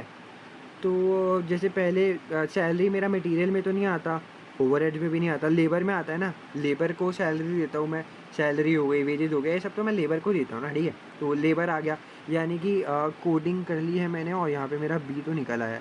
अब इसके बाद 100 आना है, 200 आना है, वो मेरे को निकालना है। वो कैसे निकालेंगे, क्या ये डायरेक्ट होता है क्या ये इनडायरेक्ट होता है, डायरेक्ट, ठीक है, डायरेक्ट होता है, क्योंकि देखो मैं काम किस में कर रहा हूँ, Byte Limited operation IT consultancy business. मैं जिस काम में आईटी का कंसल्टेंट का बिज़नेस करता हूँ ना, और मैं आईटी की ही सैलरी दे रहा हूँ, तो इसका मतलब क्या हो गया, ये जो है वो मेरा डायरेक्टली रिलेटेड है, क्योंकि मेरा काम ही इस चीज़ का है। बट हाँ, अगर मैं आईटी का काम करके किसी और चीज़ के बंदे को सैलरी दे रहा होता, मान के चलो कोई अलग डिपार्टमेंट के बंदे को दे रहा होता, या फिर कुछ आईटी से अलग के काम होता, तो उस बंदे को मैं सैलरी देता तो वो मेरा इंडायरेक्ट में चला रहा था। लेकिन मेरा काम क्योंकि आईटी कंसल्टेंसी का ही है, तो और मैं आईटी कंसल्टेंट वाले को ही सैलरी दे रहा हूँ, तो वो मेरा क्या हो गया, डायरेक्ट खर्चा। तो डायरेक्ट खर्चा यानी कि इस पे आ जाएगा मेरा 100, ठीक है। तो जो डायरेक्ट होगा उस पर 100 जाएगा, जिस पे इनडायरेक्ट होगा वो 200 जाएगा, और ए बी सी जो यहाँ मटीरियल लेबर ओवरहेड्स हैं। इसके बाद planning cost to renew lease of the office. हमने कुछ लीज़ वगैरह पे सामान ऑफिस ले रखा था, तो अब हम प्लान कर रहे हैं कि यार अब इसको रिन्यू करा दिया जाए। तो ना इसमें मेरे को मटेरियल दिख रहा है, ना इस पे लेबर दिख रहा है, यस ओवरहेड्स में हम इसको डाल सकते हैं, तो सी तो आ जाएगा। अब डायरेक्ट है इनडायरेक्ट है, अगर हम लीज ले रहे हैं ऑफिस की, उसको रिन्यू करा रहे हैं, तो ये डायरेक्टली हमारे किसी प्रोडक्शन से रिलेटेड तो नहीं है, क्योंकि हमारा काम किसका है, आईटी कंसल्टेंसी बिजनेस का। हम कोडिंग सिस्टम को यूज़ करते हैं, अपने एलिमेंट्स जो भी कॉस्ट होते हैं इसको फिर फर्दर क्लासीफाई करते हैं जैसे उनका नेचर होगा, ठीक है। तो अगर हम वापस से ऑफिस को रिन्यू करा रहे हैं, तो इससे हमारी कोई भी जो कंसल्टेंसी वाला बिजनेस है उसमें डायरेक्टली जो नहीं होगा इन्वॉल्व, इनडायरेक्टली तो ये हम कह सकते हैं कि हाँ इनडायरेक्ट काफ़ी चीज़ें रिलेट करेंगी, तो इनडायरेक्ट कॉस्ट में आ जाएगा सी 200। इसके बाद वेजेस, अगेन वेजेस मेरा जाएगा लेबर में, बी आगे 100 या 200 वेजेस दे रहे हो ऑफिस मैनेजर को, ठीक है, ऑफिस मैनेजर को दे रहे हो। अगेन यहाँ पे हम आईटी को दे रहे थे तो वो डायरेक्ट था, अब यहाँ पे ऑफिस के मैनेजर को दे रहे हो तो यार ये इनडायरेक्ट हो जाएगा। मैंने आपको जैसा बताया हमारा काम किसका था, इसका, तो हम किसी और बंदे को सैलरी वेज दे रहे हैं तो वो इनडायरेक्ट हो जाता है। लेकिन हाँ अगर कोई आईटी से रिलेटेड ही देते हैं तो वो हमारा डायरेक्ट हो जाता। इसके बाद cleaning material used by cleaner, cleaner कुछ क्लीनिंग मटेरियल को यूज़ कर रहा है, मटेरियल ठीक है। तो ये जो मटेरियल्स के अंदर आ जाएगा ए, और क्लीन कर रहा है सामान, और हमारा काम तो भाई आईटी का है, तो इससे तो दूर दूर तक हमारा कोई रिश्ता है नहीं भाई। वो बस एक क्लीनर आया है साफ़ सफाई करने के लिए, और उसका कुछ सामान लग रहा था, तो मटेरियल तो ए हो जाएगा, और उसके बाद इनडायरेक्ट में चला जाएगा, क्योंकि कुछ डायरेक्टली रिलेट ही नहीं करता मेरे से। ठीक है, बस ऐसे कोडिंग करनी है आपको, कोडिंग कर देखो भैया, सीख गए हम कोडिंग भी। आगे चलते हैं question number 50। How would a cloth retailer classify the following cost. एक क्लोथ रिटेलर है, ठीक है, कपड़े का सामान वगैरह का काम करता है, तो आपको बताना है क्या से डिज़ाइनर स्कर्ट्स, एक स्कर्ट है डिज़ाइनर चाहिए काफ़ी यार, लेबर एक्सपेंसेस नो, मटेरियल, मेरे लिए तो मटेरियल है यार, मेरे पास स्कर्ट्स पड़ी हैं बेचने के लिए, उसको बेच दूंगा। लेबर, वो स्कर्ट मेरे लिए कुछ काम थोड़ी करेगी या कुछ मेरा एक्सपेंस थोड़े है, उसको तो मेरे को बेचना है। ठीक है। हीटिंग कॉस्ट, हीटिंग कॉस्ट को आप कह सकते हो लाइक, जैसे मान के चलो विंटर का सीज़न है, आप लोगों ने अपने ऑफिस के अंदर हीटर वगैरह चला रखा है अपने ऑफिस को गर्म रखने के लिए, या फिर आप कह सकते हो कोई भी इलेक्ट्रिसिटी का खर्चा हो रहा है आपका हीटिंग कॉस्ट के अंदर, ऐसी चीज़ें जो हैं वो काइंड ऑफ जो जाती हैं वो हीटिंग कॉस्ट के अंदर जाती हैं। ठीक है, तो ये सब जो है वो मेरा मेन एक्सपेंस से ज़्यादा है। आपको पता है इलेक्ट्रिसिटी जा रही है, क्या है, एक्सपेंस है, कुछ ये सब चीज़ें यूज़ कर रहे हो, सब क्या हो गया, एक्सपेंस हो गया, इनडायरेक्ट कॉस्ट होती है हमारी, साफ सीधी सी बात है। ठीक है। इसके बाद डिप्रिसिएशन और फिक्सचर डिप्रिसिएशन आपको पता है, सबसे पहली बात ना मटेरियल है ना लेबर है, एक्सपेंस है, जो मैंने ऊपर भी बताया था कि यार ये नॉन कैश एक्सपेंस होता है, ये हम ऊपर बात कर चुके हैं। Okay, so non cash expense यानी कि एक्सपेंसेस में जाएगी ये भी। कैशियर को मैंने staff salary, cashier staff salaries, यानी कि जो भी मेरी दुकान है यहाँ पे एक कैशियर बैठता है भैया सा, ठीक है, तो इसको जो भी सैलरी वगैरह दे रहे हैं तो उसमें किस में जाएगा, ऑब्वियसली बात है लेबर में यार, लेबर में तो सैलरी वेजेज ये सब चीज़ें जाती हैं, लेबर। ठीक है, तो इन्होंने कहा भैया आपने काफ़ी मुश्किल क्वेश्चंस कर लिए हैं यार अभी तक, तो एक काम करो अब थोड़े से आसान क्वेश्चन भी कर लो, क्योंकि अगर सभी मुश्किल क्वेश्चन कर लेंगे तो आसान क्वेश्चन कौन करेगा, है ना। Jokes apart. Question number 51, which of the following would be classified as direct labour. Personal manager, देखो मैनेजर जैसी शब्द पढ़ो ना इसको हटा दो, क्योंकि मैनेजर जो भी होता है वो डायरेक्ट लेबर के अंदर नहीं आता, वो इनडायरेक्टली चला जाता है, क्योंकि मैनेजर बेसिकली काम को मैनेज वगैरह चीज़ें करता है, और जो भी हमारी चीज़ कर रहे होते हैं ना उससे डायरेक्टली रिलेट नहीं करता है, तो इनडायरेक्ट में आ जाता है, तो ये तो नहीं होगा। Brick layer in a construction company, yes brick layer जो है वो यार हमारा हो सकता है। ब्रिक लेयर का मतलब क्या हो गया, एक हमारा कंस्ट्रक्शन का काम है, मान लो हम कंस्ट्रक्शन वगैरह करते हैं, कोई बिल्डिंग बना रहे हैं, कहीं मकान बना रहे हैं, और वहाँ पे हम जो ब्रिक लेयर्स ये सब चीज़ें करते हैं, जो ब्रिक्स वगैरह ईंटें वीटें होती हैं ना, ये सब चीज़ें जो लगाते हैं, ये सब चीज़ों को हम कर रहे हैं, तो यस वो तो हमारा डायरेक्टली रेट है, हमारा काम ही इस चीज़ का है, और हम उसी बंदे को पैसे दे रहे हैं जो यार ईंटें वीटें लगाता है, कंस्ट्रक्शन से रिलेटेड ही तो है, यस डायरेक्ट लेबर हुआ। अगेन मैनेजर, मैनेजर को देख के ही काटा मार दो, क्योंकि मैनेजर जो है वो हमारे डायरेक्ट लेबर के अंदर नहीं आते। ठीक है, आई होप आपको चीज़ें क्लियर होंगी। आगे चलते हैं 52, which of the following describes cost centres, again cost centre वाली आ गई, तो यूनिट्स ऑफ प्रोडक्ट और services for which cost are ascertained, no ऐसा तो नहीं होता है यार कि कोई भी यूनिट्स हो जाए प्रोडक्ट और सर्विसेज के जिससे कॉस्ट असरटेन की जा सके। ये बेसिकली आपको जो डेफिनेशन है कॉस्ट ऑब्जेक्ट की दे रखी है, ये होता है कॉस्ट ऑब्जेक्ट। ठीक है, कॉस्ट ऑब्जेक्ट ये होता है कि कोई प्रोडक्ट या सर्विसेज की यूनिट करी जाए जिससे कॉस्ट हम निकाल सकते हैं, उसको हम कॉस्ट ऑब्जेक्ट कहते हैं। ठीक है, ये हमने लाइक मतलब चैप्टर में अच्छे तरीके से करा हुआ है कि कॉस्ट ऑब्जेक्ट क्या होता है, कॉस्ट सेंटर क्या होता है। ठीक है, तो ये हो गया cost object. Amount of expenditure attributable to various activities, इसको अगेन आप कह सकते हो कि यार हम कॉस्ट को एलोकेट कर रहे हैं, या फिर हम इसको कहते हैं कॉस्ट अकाउंटिंग। ठीक है, ये हमारी कॉस्ट सेंटर्स के अंदर नहीं जाती, क्योंकि जो भी हमारी कॉस्ट जिसके अंदर जा रही है उसको एलोकेट कर रहे हैं, जैसे कि जो भी एक्सपेंडिचर हम कर रहे हैं उसको काइंड ऑफ, हम इसको कहते हो EBC का नाम सुना है, activity based costing, activity based costing इसमें भी आता है, और आगे आके आप पे PM जो सब्जेक्ट है ना उसमें भी आता है। तो जैसे कि मान के चलो हम लोगों ने इंस्पेक्शन करी अपने कंपनी के अंदर, तो इंस्पेक्शन की कॉस्ट आती है कुछ, तो हम इंस्पेक्शन की कॉस्ट खाली इंस्पेक्शन वाली चीज़ में डालेंगे, बाकी अभी इसमें आप ज़्यादा वो मत पढ़ो।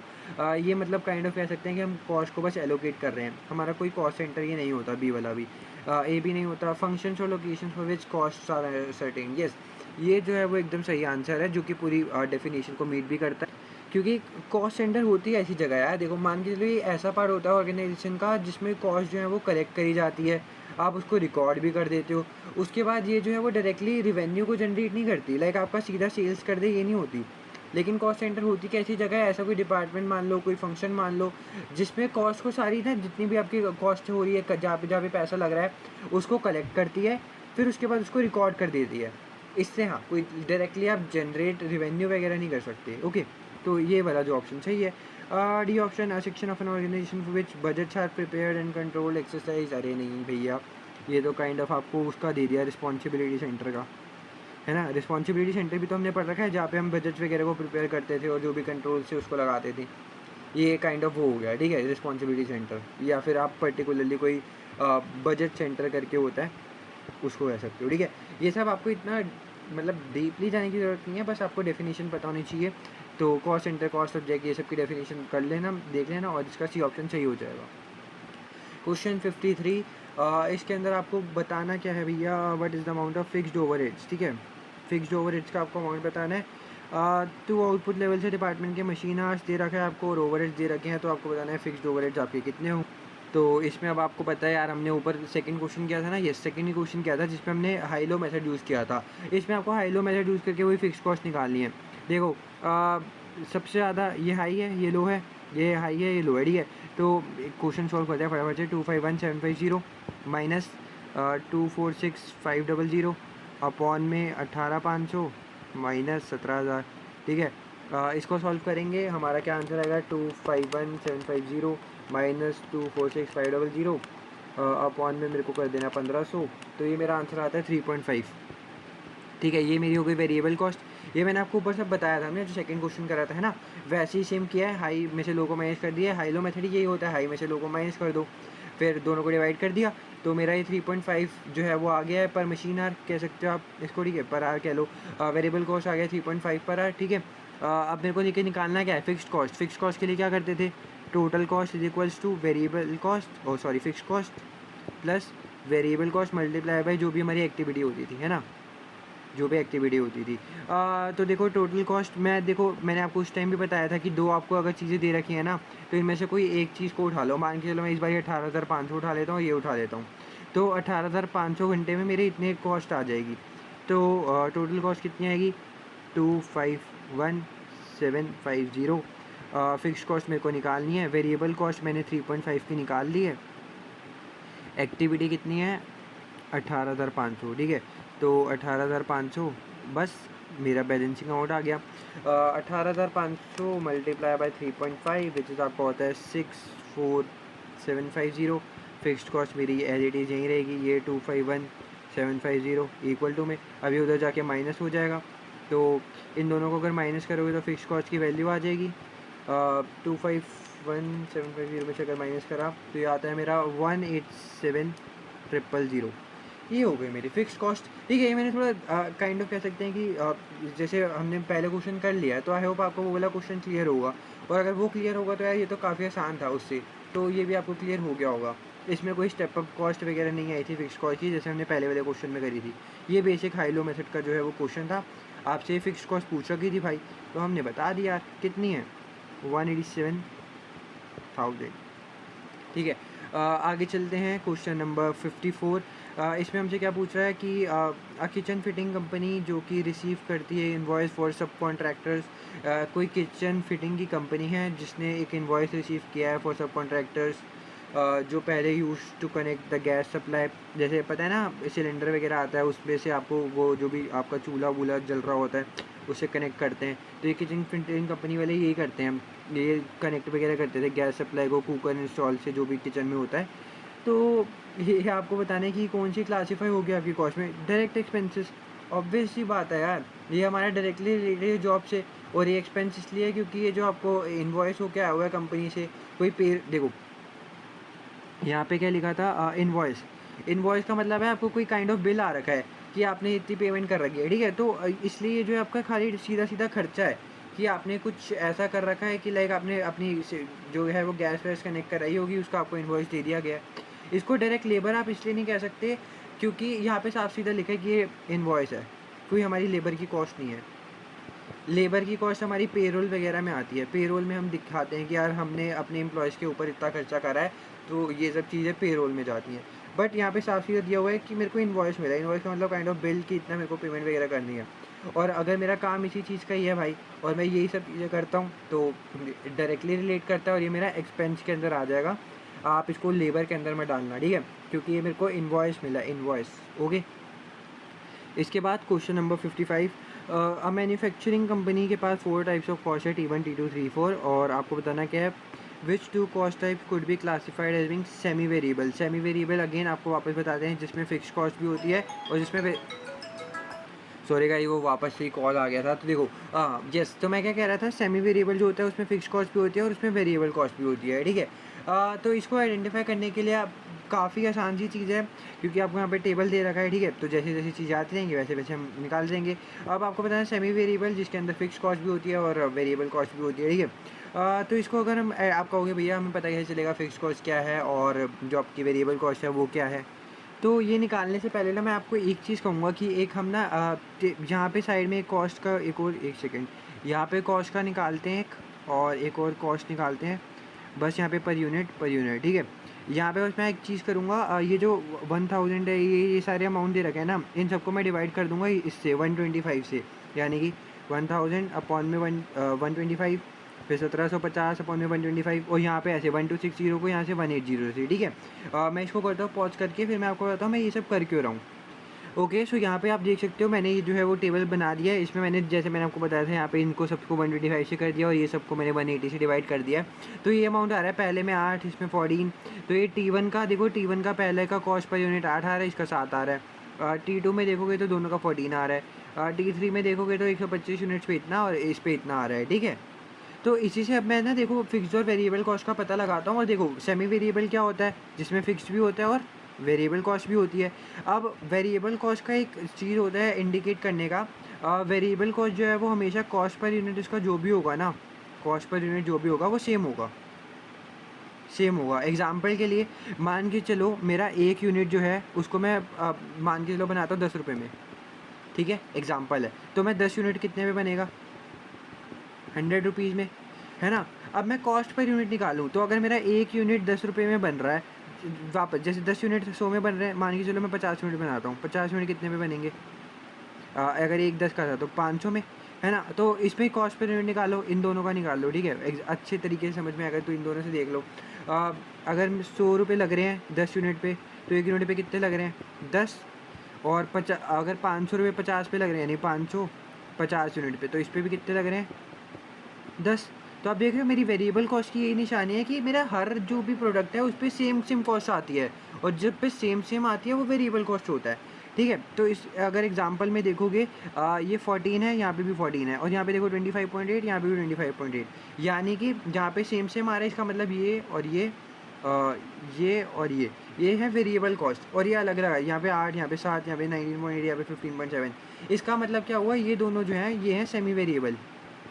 सेमी वेरिएबल का मतलब होता है कि इसमें वेरिएबल कॉस्ट भी है और फिक्स्ड कॉस्ट भी है, जैसे कि हमको बताना है।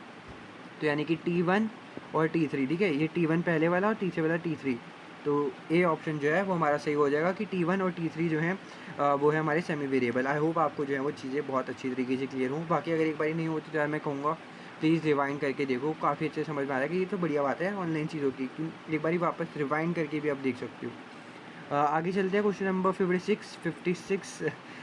पी हैरिंगटन एक गोल्फ बॉल जो भी आपके आती है ना, गोल्फ ऐसे खेलते हैं, इससे फिर यहाँ से बॉल मारते हैं, यहाँ पे ऐसे उलसा होता है, फिर यहाँ तक जाती है बॉल, है ना। तो ये जो बॉल है वो बनाती है पी हैरिंगटन कंपनी। आपको बताना है कि कौन सी डायरेक्ट कॉस्ट होगी, कौन सी इनडायरेक्ट होगी। काफ़ी अगेन कह रहे हैं मुश्किल क्वेश्चन, अगर आप ही कर दोगे तो आसान कौन करेगा, है ना। तो मशीन जो भी ऑपरेटर वेजेस होते हैं, ऑब्वियस सी बात है, एक बॉल में मशीन में बनाता हूँ, तो अब अगर मैं मशीन वाले जो भी मशीन इस मशीन को चला रहा है, इससे बॉल निकल के आ रही है, ठीक है, तो ये जो बंदा यहाँ पे बैठ के मशीन को चला रहा है उसको मैं वेजेस दूंगा, वो तो ऑब्वियस सी बात है ना डायरेक्ट कॉस्ट होगी, क्योंकि अगर ये बंदा मशीन, देखो ये मशीन नहीं चलेगी तो मेरी बॉल नहीं निकलेगी, तो मतलब बॉल डायरेक्टली रिलेटेड है ना इससे, मशीन से, तो डायरेक्ट हो गया। सुपरवाइज़र की वेजेस, अगेन सुपरवाइज़र हमेशा इनडायरेक्ट में जाता है। अब मान के चलो भैया मशीन में से मशीन चला रहा है, ये बंदा यहाँ पे खड़े होकर इसको देख रहा है, वाह यार बहुत बढ़िया मशीन चला रहा है, क्या बॉल निकाला है, मज़ा आ गया, ठीक है। तो कोई इसका कोई डायरेक्टली बॉल से काम तो नहीं है ना भैया कि ये गोल्फ की बॉल को निकाल रहा है, बस ये इसको देख रहा है, बस इनडायरेक्ट। रबर गोल्फ की बॉल के लिए डायरेक्ट, ऑब्वियस ही बात है यार, अब गोल्फ की बॉल में कुछ रबर वगैरह भी चाहिए होता है, तो उसके बिना तो बॉल बन नहीं सकती। तो अभी मेरी बॉल है, ये रबर से बन रही है, तो वो भी डायरेक्टली रिलेट है। सेल्समैन की सैलरी, अब उसको कोई बेचने जा रहा है, ये बॉल बन गई, ये बंदा गया, चलो भाई बेच के आता हूँ इसको, मोटा पैसा कमाता हूँ, ठीक है बेच ले भाई। लेकिन इसने बॉल बनाई थोड़े ना, इसने बॉल का कुछ काम किया, बस इसने बॉल को बेच दिया। तो ये सैलरी वैलरी ये सब चीज़ें जो है वो एडमिनिस्ट्रेशन कॉस्ट के अंदर आती हैं, और हमने वो बात करी थी कि इनडायरेक्ट में जाता है। तो ये क्या हो गया, इनडायरेक्ट कॉस्ट। ऐसे हम क्वेश्चन काफ़ी कर चुके हैं, तो इसलिए मैं अब चाहता हूँ यार कि इसमें हम ज़्यादा वो नहीं लगाएंगे, क्योंकि सेम टाइप की बातें करके बार बार क्या ही फ़ायदा है ना, बेफिक्र में फिर वो हो जाएगा। 57 question, the following data relate to overhead expenditure आपको दे रखे हैं कॉन्ट्रैक्ट क्लीनर्स के दो एक्टिविटी लेवल पे। हाई लो मेथड अगेन आपको लगाना है, फिर आपको बताना है 16,200 यूनिट्स पे कितने प्रोड्यूस होंगे। चलो फटाफट जिसको भी कर लेते हैं यार। हाई लो मेथड आपको मतलब इस वीडियो के बाद मैं नहीं चाहता यार कि आपको कोई दिक्कत आए कि यार हाई लो मेथड नहीं होगा, ठीक है। देखो हाई सबसे ज़्यादा ये है, लो ये है, ये हाई एक्टिविटी है, लो एक्टिविटी है, दोनों को माइनस करो। 83 585 माइनस 73 950 अपॉन में 15,100 माइनस 12,750, ठीक है। इनको मैं सॉल्व करता हूँ। 83585 माइनस 73950 अपॉन में कितना था मेरा यहाँ पर। ओके सो यहाँ पे जो है वो मेरा आंसर आ गया एकदम 9635 सॉरी अपॉन में जो है वो 2350, ठीक है। तो वेरिएबल कॉस्ट निकालने के लिए 9635 अपॉन में 2350 इसको कर देंगे तो 4.1 वेरिएबल कॉस्ट आ गई। बस कुछ भी नहीं करना, वेरिएबल कॉस्ट निकाल ली। एक काम करो भैया फिक्स कॉस्ट भी निकाल लो, ठीक है निकाल देंगे यार। फिक्स कॉस्ट निकालने के लिए देखो एक काम करना पड़ेगा मेरे को कि इस इधर से मेरे को एक फिक्स कॉस्ट निकालनी पड़ेगी, ठीक है। फिर मेरे को अगेन एक्टिविटी में जो है वो काम करना पड़ेगा। तो जैसे मैं अब कहना ये चाह रहा हूँ कि देखो जैसे कि हमको वेरिएबल कॉस्ट तो पता चल गई, लेकिन अब मैं फ़िक्स कॉस्ट जो भी निकालूंगा तो वो मैं इतने यूनिट्स पे कहीं पे निकाल लेता हूँ, और फिक्स कॉस्ट तो फिक्स रहती है। तो इसका मतलब 16,200 की व्यू सेम रहेगी। तो इसको निकालने के लिए हम क्या करेंगे, सबसे पहले यहाँ पर पहले स्क्रीन को जूम आउट करते हैं और देखो जैसे हम लोगों को पता है कि फिक्स कॉस्ट हम लोग निकालते हैं टोटल कॉस्ट वगैरह से करके, ठीक है। तो पहले हमें फिक्स कॉस्ट निकालनी है, फिर हमें 16,200 एक्टिविटी पे निकालनी है, ठीक है।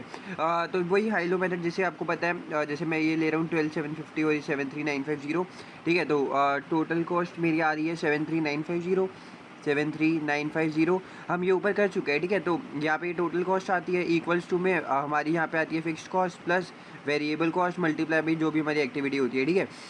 तो फिक्स कॉस्ट अभी हमें नहीं पता, साथ में प्लस वेरिएबल कॉस्ट जो है वो हमारी जो हमने निकाली है 4.1 है।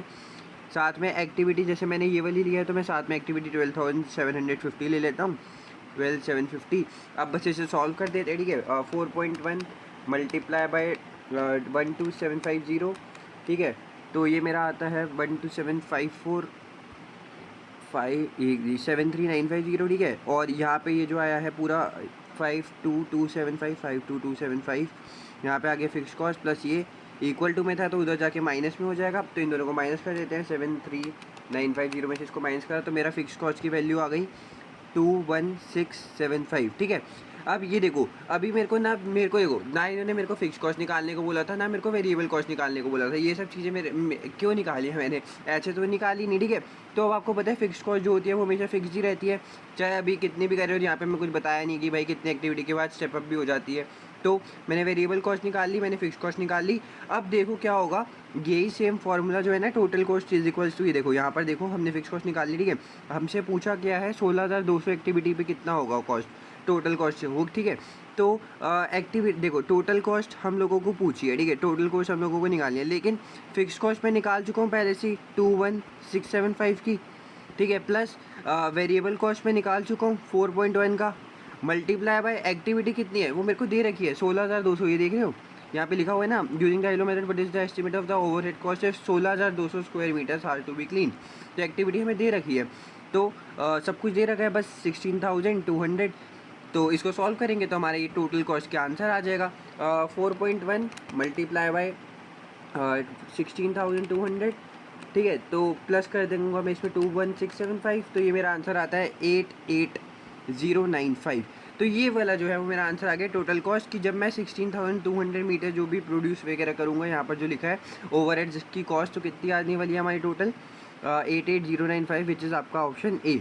ठीक है, आई होप आपको ये वाली चीज़ें क्लियर है। हम हाई लो मेथड ऊपर कर चुके हैं काफ़ी अच्छे तरीके से, बस इसमें थोड़ा सा कह सकते हैं इन्होंने ये खेल दिया कि भैया जैसे कि आप लोगों को यहाँ पे 12,750 की एक्टिविटी दे रखी है, 15,100 की दे रखी है और आपसे पूछ लिया इसके आगे का 16,200 का, तो आपने क्या करा, पहले इन दोनों को यूज़ सॉल्व करके इसकी फिक्स कॉस्ट, वेरिएबल कॉस्ट वगैरह निकाल ली, फिर वही फिक्स कॉस्ट और वेरिएबल कॉस्ट आपने इस वाले एक्टिविटी के लिए यूज़ कर दी और उसकी टोटल कॉस्ट निकाल दी। ठीक है, आई होप आपको चीज़ें क्लियर होंगी। अगर एक बारी भी आपको स्टिल लगता है कि यार हाँ थोड़ा बहुत डाउट लग रहा है, तो आप रिवाइंड करके देख सकते हो, काफ़ी अच्छी तरीके से आपको समझ में आ जाएगा।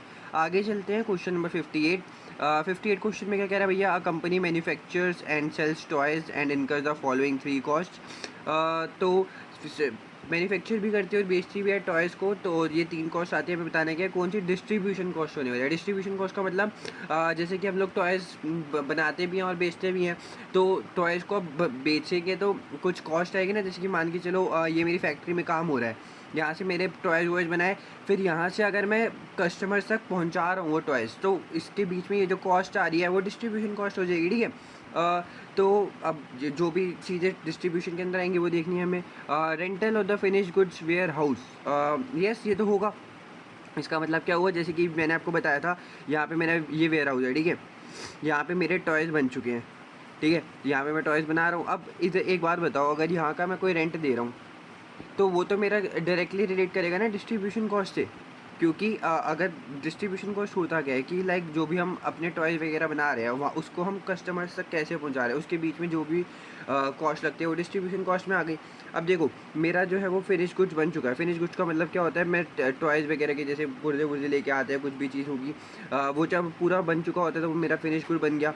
अब जो वेयर हाउस में मैं उसको कलेक्ट करता हूँ, मान के चलो ये फैक्ट्री है, यहाँ पे मेरे सारे टॉयज़ वॉयज़ बन गए। अब इसको मैंने बना के ना यहाँ पे लगवा दिए अपने वेयर हाउस के अंदर कि मेरे टॉयज़ सब बन गए हैं, अब इसके बाद सब कर लो जो भी करना है। तो यहाँ का जो भी मैं रेंट दूंगा वो तो मेरा डायरेक्टली टॉय से रिलेट करेगा ना, कि इसको आगे मेरे को डिस्ट्रीब्यूट ही करना है, तो ये मेरा डिस्ट्रीब्यूशन कॉस्ट हो जाएगा। तो फर्स्ट स्टेटमेंट तो मेरी सही हो गई। ठीक है, तो फर्स्ट स्टेटमेंट सही है, तो देखो ए हो सकता है, बी नहीं होगा क्योंकि इसमें वन है ही नहीं, सी में भी वन नहीं है, तो ए होगा या तो डी होगा। ठीक है, इन दोनों में से कोई एक जो है वो हमारा आंसर होने वाला है। तो depreciation of its own fleet of delivery vehicles, yes. देखो अब मान के चलो ये वाली जहाँ पे ये फैक्ट्री थी, ये वेयर हाउस था। ठीक है, अब ये वेयर हाउस से जब मेरी यहाँ पे जो है वो वही व्हीकल से कोई लेके जाते हैं ना आगे कस्टमर तक, मान के चलो ये वेयर हाउस था मेरा मुंबई में, एग्जाम्पल के लिए। ठीक है, और ये जो है वो दिल्ली में मेरी शॉप थी। ठीक है, तो ये वेयर हाउस से मुंबई से यहाँ से ये गाड़ी निकली, ये गाड़ी, ठीक है, ये दिल्ली तक जा रही है। तो ये अब आपको पता है ये जो हमारी गाड़ी है, ये जो व्हीकल है, ये हमारा नॉन करंट एसेट होता है, और नॉन करंट एसेट्स जो भी होते हैं उस पर डेप्रिसिएशन लगती है। ठीक है, अब डेप्रिसिएशन क्यों लगती है भाई, ये तो हमें पता ही है कि जो भी व्हीकल अब यूज़ होगी तो धीरे धीरे डेप्रिसिएशन तो लगेगी।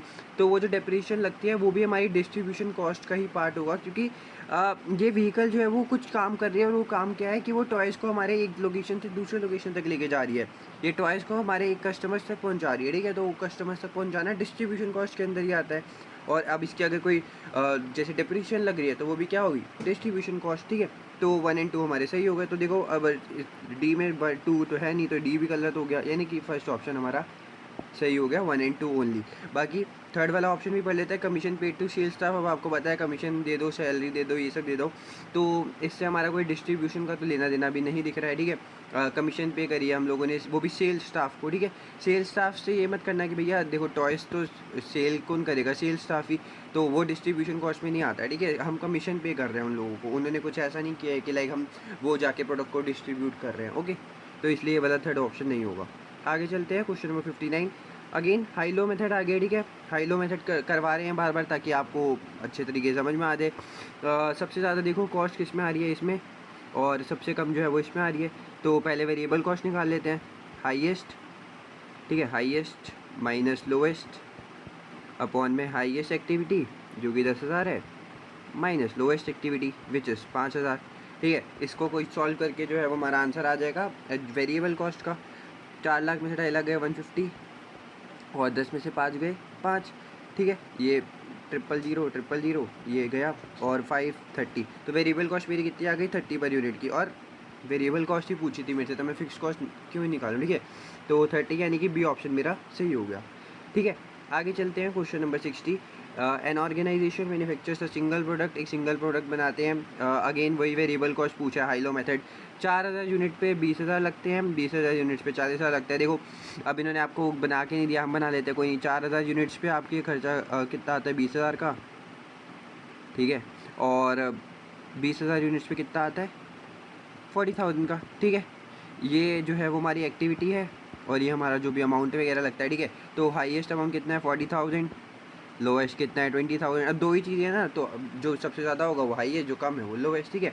अपॉन में हाईएस्ट एक्टिविटी 20,000 है, लोएस्ट 4,000 है, तो 20,000 माइनस 4,000, तो 40 में से 20 गया 20,000, 20 में से 4 गया 16,000, और यस 16,000, ठीक है।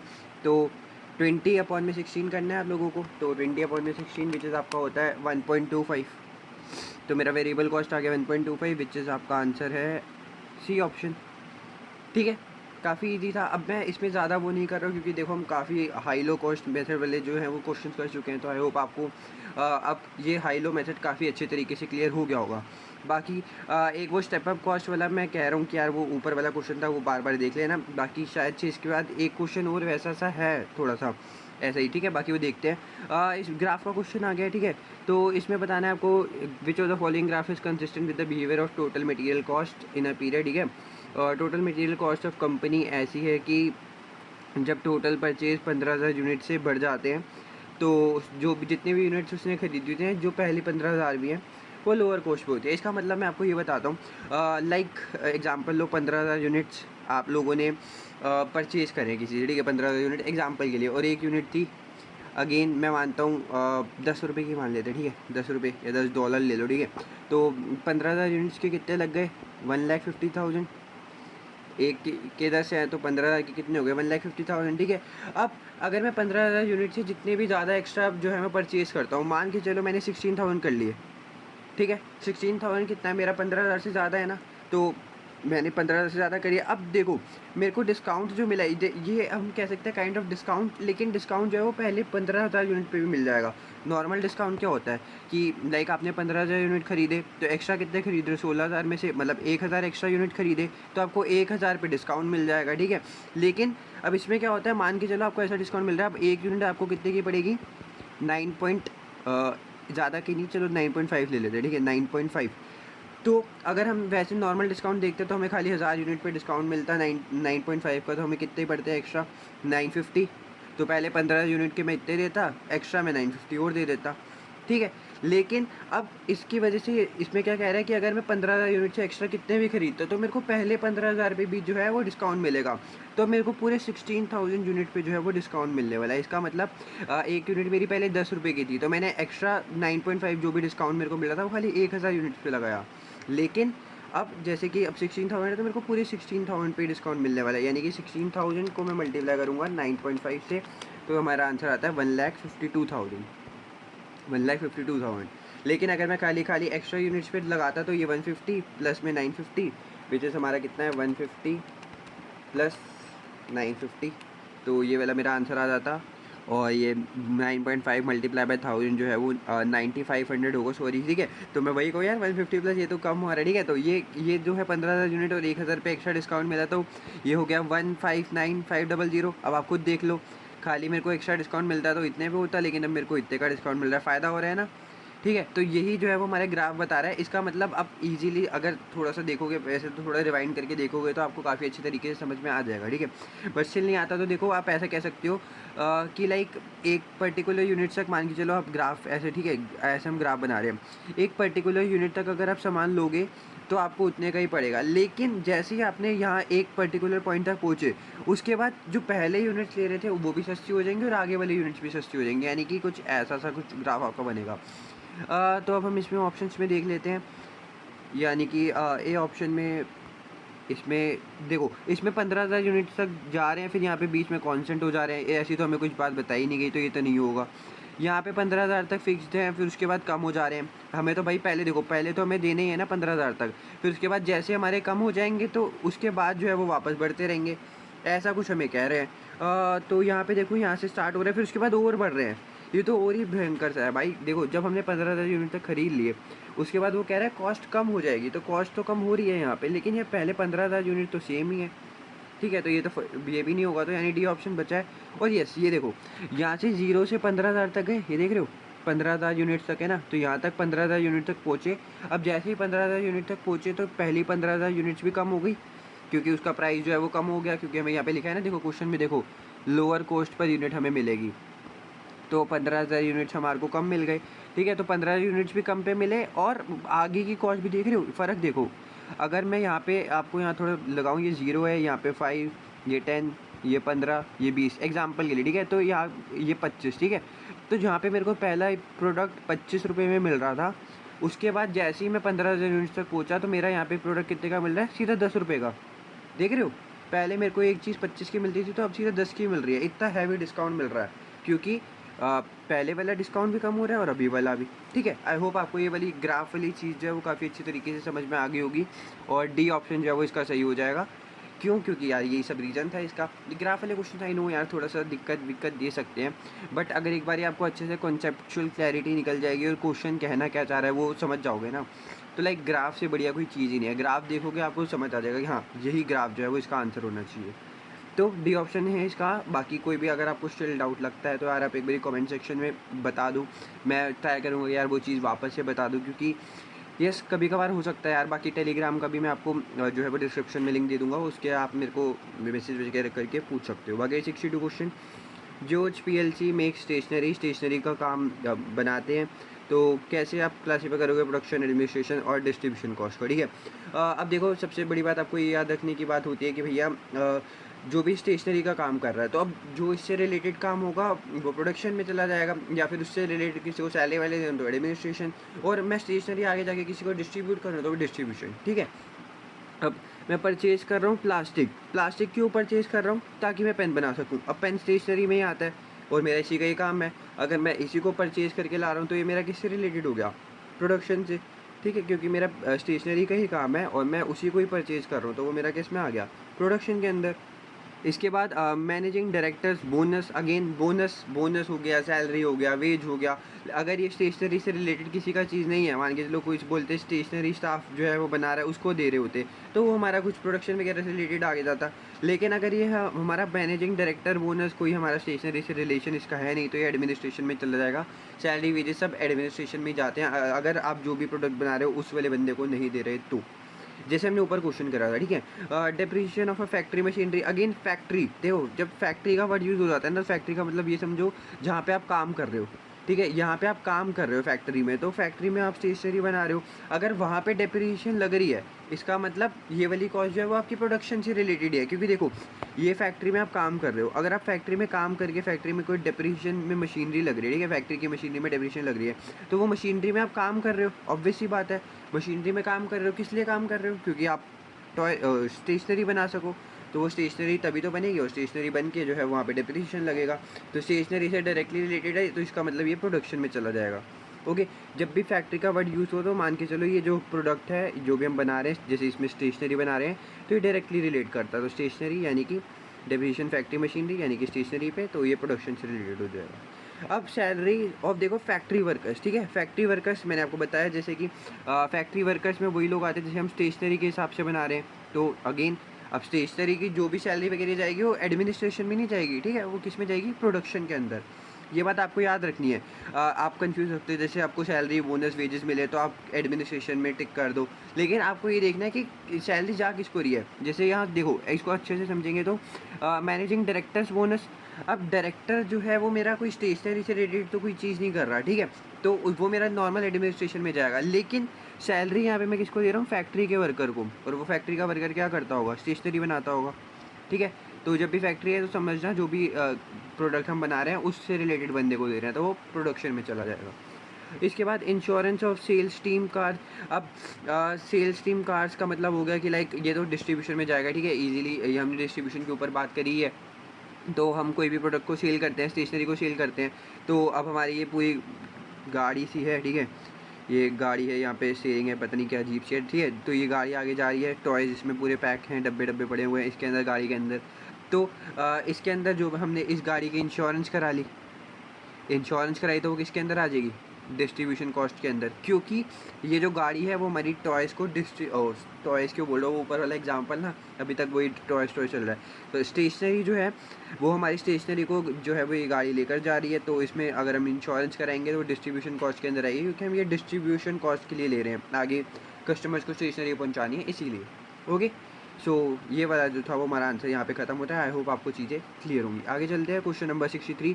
A supplier of a telephone services charge a fixed line rental पर पीरियड। तो कोई फिक्स्ड टाइम ड्यूरेशन में वो जो है वो एक ही चार्जेस कलेक्ट करता है। पहले 10 आवर्स जो हैं वो कस्टमर्स के द्वारा फ्री होते हैं, यानी कि पहले 10 घंटे बात करो कोई दिक्कत की बात नहीं है, फ्री रहेगा आपका। और उसके बाद जो है वो कॉल चार्ज होती है कॉन्स्टेंट रेट पे। मान के चलो अगर आपका पहले कुछ भी नहीं है तो यानी कि फिक्स रहेगा हॉरिजॉन्टल लाइन। इसके बाद आपका कुछ कांस्टेंट रेट पे जो है वो धीरे धीरे बढ़ रहा है per minute up to a maximum, यानी कि एक जगह पे जाके वो रुक जाएगा। उसके बाद thereafter all calls in the period are again free, यानी कि एक पॉइंट मैक्सिमम पॉइंट तक आके रुका फिर चीज़ें फ्री हो जाएंगी। तो कुछ ऐसा सा मेरा ग्राफ दिखने वाला है। सो ये देखो, यहाँ पर तो देखो, यहाँ पे तो कोई ये ऐसा ग्राफ तो भाई मैंने कभी नहीं देखा। जब अगर यहाँ पे मेरे को ये पता चल रहा है कि यहाँ पे देखो अगर मैं ग्राफ सा बनाऊँगा, जैसे कि हमें पता है ये जो है एक्स एक्सिस होता है, ये वाई एक्सिस होता है, और अगर यहाँ पे जैसे यहाँ से मेरी कुछ चीज़ स्टार्ट हो रही है या फिर इधर से कुछ स्टार्ट हो रहा है, तो इसका मतलब ये जो जितना भी पॉइंट होता है फिक्स कॉस्ट का होता है, ये टोटल कॉस्ट होती है ना। ये तो मैनेजमेंट अकाउंटिंग हम कर रहे हैं तो हमें ग्राफ से रिलेटेड ये चीज़ें तो पता होनी चाहिए। अब ये अगर फिक्स कॉस्ट यहाँ से स्टार्ट हो रही है तो भाई इधर से यहाँ से क्यों चीज़ स्टार्ट हो रही है, यहाँ से कुछ चीज़ स्टार्ट होगी ना अगर फिक्स कॉस्ट है भी तो। इस क्वेश्चन में जैसे मैं बता रखा है कि स्टार्टिंग में सारी चीज़ें फ्री हैं, मतलब पहले 10 घंटे के लिए, तो पहले 10 घंटे के लिए फ्री होंगी, तो ये वाला तो ऑप्शन नहीं हुआ, ये भी नहीं हुआ, क्योंकि ये यहाँ पे थोड़े गैप दोगे। यहाँ देखो यहाँ पे इतना फिक्स रख लिया, मान लिया 10 घंटे है, लेकिन 10 घंटे तक फ्री थोड़े देखा है इन्होंने, यहाँ से 10 घंटे के ऊपर से स्टार्ट करने लग गया। लेकिन ए ऑप्शन चेक करो, यहाँ पे जो सेम है पहले 10 घंटे फ्री है, देखो पहले 10 घंटे फ्री है, यानी कि सेम कॉस्ट कुछ भी नहीं आ रही, ये देख रहे हो, ये यहाँ पे कुछ भी कॉस्ट नहीं आ रही। उसके बाद the first 10 hours of the telephone free, after that calls are charge at constant rate, ये कॉन्स्टेंट रेट पे चार्ज हो रहा है, जैसे कि ये 0 से लेके यहाँ तक 10 तक, ठीक है। तो इतने में मेरे को कोई कॉस्ट नहीं आई, यहाँ पे मेरे को 0 रुपये देने थे। लेकिन जैसे मेरे 10 घंटे पूरे हुए उसके बाद मैंने थोड़े कॉन्स्टेंट चार्ज दिए, यानी कि मान के चलो 1 रुपये हर मिनट दिया, ठीक है, हर घंटे हर मिनट, ठीक है। उसके बाद मेरी जो है वो कॉल्स जैसे कि बढ़ती रही ग्रोथ पे, ये बढ़ रही है बढ़ रही है बढ़ रही है, फिर मैक्सिमम पॉइंट तक पहुंची और उसके बाद वापस से फ्री हो गई, ठीक है। वैसी ही चीज़ है यहाँ पर, आपकी पहले फ्री थी, उसके बाद कांस्टेंट रेट पे रही, यानी कांस्टेंट मतलब एक ही सेम चीज़ पे रही, तो उसके बाद बढ़ती रही बढ़ती रही बढ़ती रही, फिर अपने मैक्सिमम पे पहुँची और फिर फ्री हो गई, ठीक है। तो ए ऑप्शन जो है वो इसका सही हो जाएगा। और ऐसे हम जो है वो ग्राफ को अच्छी तरीके से रीड करेंगे। पहले जैसे आप क्वेश्चन पढ़ो ना, आप थोड़ा दिमाग में लगाओ। हाँ, पहले देखो जैसे यहाँ पे वर्ड्स पकड़ो, पहले 10 घंटे जो है वो फ्री हैं, इसका मतलब पहले 10 घंटे फ्री हैं, तो आपको याद आना चाहिए कि हाँ ये तो फिक्स कॉस्ट टाइप का हो जाएगा, कि हमारी फिक्स कॉस्ट आनी चाहिए कि पहले 10 घंटे फ्री हैं। उसके बाद जो है हमारे यहाँ पे लिखा है दैट कॉन्स्टेंट रेट पे चार्ज होती हैं, कॉन्स्टेंट का मतलब होता है सेम, यानी कि कुछ हॉरिजॉन्टल लाइन ऐसे बनेगी और उसके बाद वापस से बढ़ती रहेगी और फिर मैक्सिमम पहुँचेगी, फिर फ्री हो जाएगी, ठीक है। आगे चलते हैं क्वेश्चन नंबर 64। इसमें जो है, हाँ ये वाला क्वेश्चन मैं कह रहा था, देखो इसमें जो है वो वही प्रोडक्शन दे रखी है, टोटल कॉस्ट दे रखी है 1200, 900, 1400, और वेरिएबल कॉस्ट आपको दे रखी है कांस्टेंट रहेगी, ठीक है, वो तो हमें पता ही है। At production level of 2000 units per month, but a step up cost of $6000 in the monthly total fix cost occurs when production reaches 1100 units. बहुत ही बेहतरीन। सो यहाँ पर आपको बताना है कि यार क्या होगा जब हम 1000 यूनिट्स को प्रोड्यूस करेंगे, तो टोटल कॉस्ट कितनी आएगी हमें ये बताना है, ठीक है। अब यही वही ऊपर वाले जैसे सेम क्वेश्चन है, मैंने आपको बताया था, जैसा कि हम आगे एक क्वेश्चन वैसा करेंगे। तो अब किसी को ऊपर डाउट रह गया हो तो देखो यहाँ देख लो। इसको सबसे पहली बात मैं इसको यहाँ पे अच्छे से लिख के बताता हूँ ताकि आपको अच्छे से समझ में आए। देखो प्रोडक्शन है 900 यूनिट्स, 1200 यूनिट्स और 1400 यूनिट्स, ठीक है। और कॉस्ट कितनी आ रही है, ये 66 और 900 पे तो इतनी आ रही है ना, 58,200, अरे लिख ही लेते हैं यार, छोड़ो। 58,200, 66,600 और इस पर कितनी है 68,200, ठीक है। ऐसे मैंने इसको बना लिया ताकि थोड़ा अच्छे से समझ आ जाए। अब देखो यहाँ पे लिखा है कि वेरिएबल कॉस्ट जो है वो कांस्टेंट है up to the production level of 2000 units, यानी कि अगर हम 2000 यूनिट्स तक जो है वो कितनी भी प्रोडक्शन करें तो वेरिएबल कॉस्ट हमारी एक ही रहेगी। और हमें बताना है कितने पे, 1000 यूनिट्स पे। तो इसमें तो कोई दिक्कत की बात है नहीं, ठीक है। तो ये मतलब लाइन इग्नोर कर सकते हैं। इसके बाद स्टेप अप कॉस्ट है 6000 की। आपको याद होगा जैसे हम सेकंड क्वेश्चन कर रहे थे तो उसमें स्टेप अप कॉस्ट लिखा था कुछ ऐसा 10% करके, ठीक है। तो हमने कहा था पहले फिक्स कॉस्ट जो है वो 100% ही रहती है, आगे आगे बढ़ गई 10% से, तो इसका मतलब अब कितनी हो गई होगी 110%, है ना। तो अब यहीं पे आपको कहा है कि स्टेप अप कॉस्ट है 6000 यूनिट्स की जब भी 1100 यूनिट्स जो है वो प्रोड्यूस करती है। 1100, एक सेकेंड, ये 1100 यूनिट्स जब भी हम प्रोड्यूस करते हैं, ये रहा। तो 1100 यूनिट्स के बाद फिक्स कॉस्ट जो है वो 6000 से बढ़ जाती है। तो एग्जांपल क्या हो सकता है इसका, जैसे 1100 है, ये है, इसके बाद से 6000 बढ़ती है ना, तो इससे पहले 6000 कम होती होगी। एग्जांपल लोगे इसका, तो जैसे कि पहले मेरी फिक्स कॉस्ट होगी जैसे 6000 से बढ़ती है तो पहले मेरी फिक्स कॉस्ट मान के चलो 54,000 की होगी, ठीक है। 54,000 की थी, अब 6000 से बढ़ गई, 1100 यूनिट्स मैंने प्रोड्यूस करा, मेरी फिक्स कॉस्ट 6000 से बढ़ गई, तो अब कितनी हो गई 60,000। तो अगर अब 60,000 है तो पहले कितनी होगी 54,000, क्योंकि पहले 6000 से कम थी, है ना, समझ रहे हो। जैसे अब 6000 से बढ़ गई तो पहले 6000 से कम होगी, ठीक है। तो अब इसको कैसे करेंगे हम सॉल्व, यहाँ पे स्टेप अप कॉस्ट है। अब वैसे जैसे हमने वहाँ पे किया था, देखो 1100 यूनिट जो है वो 900 और 1200 के बीच में आएगा, यहाँ पे कहीं 1100 यूनिट्स, ठीक है। तो देखो इसके बाद वाली फिक्स कॉस्ट सेम रहेगी और इसके पहले वाली फिक्स कॉस्ट सेम रहेगी, ठीक है, क्योंकि 1100 यूनिट्स के ऊपर जितना भी बढ़ाओगे तो उसमें फिक्स कॉस्ट 6000 से ज़्यादा आएगी। 1100 यूनिट से पहले जब भी करोगे तो उसमें फिक्स कॉस्ट 6000 से कम आएगी, ठीक है। तो हम इसको ऐसे बांट सकते हैं। तो अब जैसे हमने ऊपर किया था, इधर की वो निकाल लो फिक्स्ड कॉस्ट, ठीक है। तो इधर की जितनी भी मानो इधर की आ गई 60,000, ठीक है। अब हमें पता है कि ये वाली जो कॉस्ट आई है ना वो 6000 ज़्यादा है, क्योंकि हमें निकालनी कितनी है 1000, और 1000 क्या है 1100 से पहले। तो जब 1000 बनाएंगे तो 6000 कम आएगी फिक्स कॉस्ट, ठीक है। तो फिर जितना भी यहाँ पे आंसर आएगा उसमें से 6000 को माइनस कर देंगे तो हमारी आ जाएगी फिक्स कॉस्ट कितनी 1000 पे चार्ज होगी, ठीक है। अब इसको सॉल्व करते हैं। आई होप आपको क्वेश्चन का स्ट्रक्चर जो है वो काफ़ी अच्छे से क्लियर हो गया होगा, ठीक है। आगे चलते हैं, अब इसको सॉल्व करते हैं। पहले वेरिएबल कॉस्ट निकाल लेते हैं।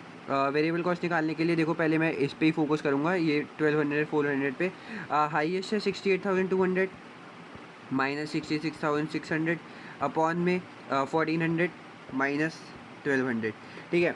इसको सॉल्व करते हैं। 68,200 माइनस 66,600, ये आपको होता है 1600 अपॉन में 200, ये आ गया 8। वेरिएबल कॉस्ट मेरी कितनी आ गई 8 पर यूनिट, ठीक है। अब देखो मैंने वेरिएबल कॉस्ट निकाल ली, अब मुझे निकालनी है फिक्स कॉस्ट। फिक्स कॉस्ट भी निकाल लेते हैं, क्या दिक्कत की बात है। आपको पता है टोटल कॉस्ट जो है वो होती है fix cost plus variable cost multiply by activity, है ना। तो जैसे एक्टिविटी में हमारी देखो ये तो 1200 लूँगा या 400 लूँगा, अब बताओ कौन सी लेनी है। एग्जांपल लिए मैं 1400 ले जाऊँ, आपको कि भैया हमेशा कम वाली लेते हो, ज़्यादा वाली ले लेते हैं।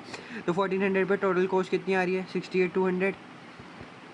फिक्स्ड कॉस्ट मेरे को नहीं पता यार, और वेरिएबल कॉस्ट जो है वो हमारी 8 आई है, और एक्चुअल ये जो है हमारी एक्टिविटी कितनी है 1400 की, ठीक है। अब आपको ये बात भी याद रखनी है कि जो हमारी फिक्स कॉस्ट है वो 6000 से ज़्यादा है इस वाले में, ठीक है। तो इसको सॉल्व करते हैं। 8 इन 14 0 8 4 32 11,200, ठीक है। तो ये अब यहाँ पे मेरा 8 इंटू 1400 करो तो 11,200 आ गया फिक्स कॉस्ट, प्लस ये 68,200 इज इक्वल्स टू में, अब ये इधर जाके माइनस में हो जाएगा, तो 68,200 माइनस 11,200, तो ये मेरा आता है 57,000, ठीक है। तो यहाँ से मेरी फिक्स कॉस्ट निकल गई, ठीक है। मैंने क्या किया, टोटल कॉस्ट को फिक्स कॉस्ट प्लस वही फार्मूला जो हमने बात करी है वैसी ही चीज़ें हैं, ठीक है। तो 57,000 जो है वो मेरा आंसर निकल गया फिक्स कॉस्ट का। अब देखो ये जो फिक्स कॉस्ट है वो याद रखो कि 6000 ज़्यादा है, क्योंकि ये मेरी 1100 यूनिट्स के बाद प्रोड्यूस हो रही है ना, तो यहाँ पे मेरी जितनी भी फिक्स कॉस्ट आएगी वो 6000 से ज़्यादा आएगी। और मेरे को निकालना क्या है 1100 यूनिट से पहले, क्योंकि हज़ार यूनिट जो है वो 1100 से पहले आते हैं ना, तो 6000 कम करनी पड़ेगी। तो अब एक काम करते हैं 1000 यूनिट्स पे निकालनी है। अब कुछ भी नहीं करना, मैंने सब कुछ निकाल दिया, इसको थोड़ा हटा देते हैं। अब यही सेम फार्मूले को रहने देते हैं, और मेरी वेरिएबल कॉस्ट आ गई है 8 और फिक्स कॉस्ट थी मेरी 57,000, ठीक है। 57,000 ये formula, total cost is equal to fix cost plus variable cost multiply by activity, ठीक है। टोटल कॉस्ट जो है वो मेरे को निकालनी है, ये मेरे को नहीं पता, बट मेरे को फिक्स कॉस्ट अब पता है। पहले थी मेरी 57,000, लेकिन अब मेरे को 1000 यूनिट्स पे निकालनी है। अगेन वही 1000 यूनिट्स पे निकालनी है, इसका मतलब 6000 से कम करनी पड़ेगी। तो 6000 से कम करनी पड़ेगी, मतलब पहले 57,000 थी, तो अब 6000 से कम करूँगा तो माइनस 6000, तो ये कितना होता है 51,000। ओके, तो अब मेरी फिक्स कॉस्ट कितनी आएगी 51,000 की, प्लस वेरिएबल कॉस्ट मेरी 8 आती, 8 हमेशा कांस्टेंट रहेगी, हल्का है 2000 यूनिट्स तक, और 1000 जो है वो 2000 के अंदर ही आता है। तो 8 मल्टीप्लाई पे एक्टिविटी कितनी है 1000, ठीक है। तो is equal to fix cost कितनी है 51,000 प्लस 8 इंटू 8000, तो मेरी टोटल कॉस्ट कितनी आ गई 59,000, ठीक है। यही तो निकालना था हमें, ऐसे जो है वो हम क्वेश्चन करेंगे और टोटल कॉस्ट 59,000 की आ गई, यानी कि ऑप्शन नंबर जो है हमारा सी जो है वो सही हो जाएगा 59,000। आई होप आपको ये वाली चीज़ जो है वो काफ़ी अच्छे तरीके से समझ में आ गई होगी, ठीक है। तो आई होप आपको सारी चीज़ें क्लियर है। अब आगे चलते हैं क्वेश्चन नंबर, जो कि इस चैप्टर फाइनली लास्ट क्वेश्चन आ गया है, ठीक है। इसमें बताना है कैम्बर वॉल्स एक कंस्ट्रक्शन कंपनी को रन करता है, ठीक है। और आपको बताना है कौन सी कॉस्ट डायरेक्ट है, कौन सी इनडायरेक्ट है। जो भी कंस्ट्रक्शन से रिलेटेड होगी वो डायरेक्ट होगी, जो इनडायरेक्टली होगी वो इनडायरेक्ट होगी, ठीक है। ब्रिक्स, अब आपको पता है जब भी हम कंस्ट्रक्शन करते हैं भैया, कोई वो बनाने जा रहे हैं, घर पर बनाने जा रहे हैं, बिल्डिंग बनाने जा रहे हैं, तो उसमें ब्रिक्स यानी कि ईट जो है वो हमारी डायरेक्टली रिलेटेड होगी, ऑब्वियस सी बात है, क्योंकि कंस्ट्रक्शन में काम ही वही होता है। Plant hire for long term contract, अब प्लांट हायर का मतलब हो गया कि लाइक आप वहाँ पे जाके कुछ काम वगैरह करते हो, आपको पता है ना, कुछ बहुत सारी मशीनें लगी रहती हैं, कुछ पकड़ने के लिए, स्ट्रक्चर को बनाने के लिए, ये सब चीज़ें। तो लॉन्ग टर्म कॉन्ट्रैक्ट के लिए प्लांट को हायर किया है, क्यों करा है, क्योंकि आपको कंस्ट्रक्शन करनी है। फिर अगेन कंस्ट्रक्शन से डायरेक्टली रिलेटेड है तो डायरेक्ट में आ जाएगा। बिल्डर्स वेजेस, बिल्डर्स का वेजेस का मतलब होता है जो भी कोई जगह बना रहा है, जैसे कि लाइक मजदूरी कहेंगे ना, जिसको दिहाड़ी देते हो, लाइक रोज़ की दिहाड़ी दे देते हैं आप, वो घर पे आते हैं, आपके ईंटें वीटें लगा के जाते हैं, स्ट्रक्चर को कंप्लीट करते हैं, तो आप उनको जो भी वेजेस देते हो वो यस डायरेक्ट होगी, क्योंकि आप लाइक वो डायरेक्टली जो है वो कंस्ट्रक्शन कंपनी है और वही जो है वो बिल्डर काम कर रहे हैं। अकाउंटेंट वेजेस अगेन तो इनडायरेक्ट में आ जाएगा। देखो अकाउंटेंट जो भी है वो हमारा कंस्ट्रक्शन में तो कुछ भी काम नहीं करता, इसको आपको एग्री करना पड़ेगा, ठीक है।